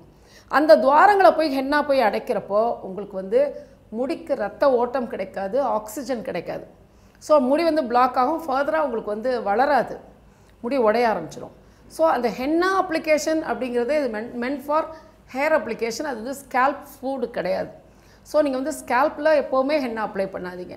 முடியை வந்து ஒரு ஸ்ட்ராண்டாக எடுத்துக்கோங்க. முடி வந்து சிக்கு இல்லாமல் வச்சுக்கோங்க. ஒரு ஸ்ட்ராண்டாக எடுத்து நீங்கள் வந்து அந்த ப்ரிப்பேர் பண்ண மிக்சர்லேருந்து கொஞ்சம் எடுத்து நல்லா முடியில் நல்லா அப்ளை பண்ணுங்கள். ஒவ்வொரு ஸ்ட்ராண்டாக அப்ளை பண்ணி நீங்கள் தலைக்கு நடுவுலேயே அப்படியே நீங்கள் சுற்றி வச்சிங்கன்னா அப்படியே ஒட்டிக்கும். அந்த மாதிரி அப்படியே நல்லா அந்த என்டையர் ஸ்கேல்ப்பும் பார்த்திங்கன்னா ஒரு ஸ்ட்ராண்டாக எடுத்து நல்லா தடவி வச்சுட்டு அதுக்கப்புறம் பார்த்திங்கன்னா ஒரு 2 to 3 ஹவர்ஸ் வச்சுட்டு வாஷ் பண்ணுங்கள். இன்னொரு தவறு என்ன செய்வாங்க அப்படின்னா, ஹென்னா போட்டுட்டு ஸ்டீம் பண்ணுவாங்க. ஹென்னா போட்டு ஸ்டீம் பண்ணுறதும் மிகப்பெரிய தவறு. திரும்ப அது போய் துவாரங்களை போய் அடைக்கிறதுக்கு அது ஒரு பெரிய காரணமாக இருக்கும். ஸோ அதுவும் பண்ணாதீங்க. அந்த மாதிரி பண்ணாமல் ஒரு 2 to 3 ஹவர்ஸ் வச்சுருந்துருங்க. வாரம் ஒரு முறை இந்த மாதிரி பண்ணுங்கள். பொதுவாக ஹென்னா வந்து ஒரு ட்ரையிங் ஏஜென்ட் அப்படின்னு சொல்கிறோம். இதில் வந்து நம்ம தேனும் பாம் சுகரும் போடுறப்போ இதில் இருக்க ட்ரைனஸ் அறவே போயிடும். அதே நேரத்தில் இந்த ஹென்னா நீங்கள் ப்ரிப்பேர் பண்ணி நீங்கள் அப்ளை பண்ணிட்டு வாஷ் பண்ணி பாருங்கள், உங்கள் முடி வந்து கண்ணாடி மாதிரி பளபளப்பாக இருக்கும், நல்ல சாஃப்டாக இருக்கும். ஏன்னா தேனுக்கும் முடியுக்கு ஒரு மிருதுத்தன்மை கொடுக்கக்கூடிய தன்மை இருக்குது, பாம் சுகருக்கும் அதே மாதிரி உண்டு. பாம் சுகர் இல்லை, நீங்கள் பாம் சுகர் கிடைக்கலன்னா நீங்கள் பிளெயின் வீட்டில் ஒயிட் சுகரே நீங்கள் அப்ளை பண்ணலாம். அது வந்து ஒரு 10லேருந்து 15 ஸ்பூன் நீங்கள் போட்டுக்கலாம். பட் பாம் சுகர் பார்த்திங்கன்னா ஒரு தனி ப்ராப்பர்ட்டி கொடுக்கும், அந்த ஹென்னாவை வந்து ரிச்சாக்கி உங்கள் ஹேர் நீங்கள் ப்ரீமெச்சூர் கிரேலேருந்து இல்லை கிரேயிங் ப்ராப்ளத்துலேருந்து நீங்கள் வந்து ஈஸியாக வெளியே வர்றதுக்கு ரொம்ப ஹெல்ப்ஃபுல்லாக இருக்கும். ஸோ சாந்தினி, இன்னைக்கு ஸ்லீப் அண்ட் ட்ரீம்ஸில் இருக்கக்கூடிய முக்கியமான சில விஷயத்தை வந்து நம்ம அலசிருக்கோம். அதுவும் இல்லாமல் நிறைய ஃபேக்ட்ஸ் சொல்லியிருக்கோம் வியூவர்ஸுக்கு. ஸோ கண்டிப்பாக இதெல்லாம் யூஸ்ஃபுல்லாக இருந்திருக்கும்னு நினைக்கிறேன். நீங்கள் என்ன நினைக்கிறீங்க? கண்டிப்பாக எனக்கு ரொம்பவே யூஸ்ஃபுல்லாக இருந்தது. நான் இனிமேல் கண்டிப்பாக அதெல்லாம் ஃபாலோ பண்ணலான்னு இருக்கேன். ஸோ இந்த எபிசோடு உங்களுக்கு ரொம்ப பிடிச்சிருக்குன்னு நம்புகிறோம். இதே மாதிரி நாளைக்கு வித்தியாசமான கான்செப்ட் அண்ட் இன்ட்ரெஸ்டிங்கான செக்மெண்ட்ஸோட மறுபடியும் உங்களை சந்திக்கும் வரை உங்களிடம் இந்த விடைபெறுவது Chandini Mathivanan and Alex from Udhayam பருப்பு வகைகள் வழங்கும் புது காலை. பாய்.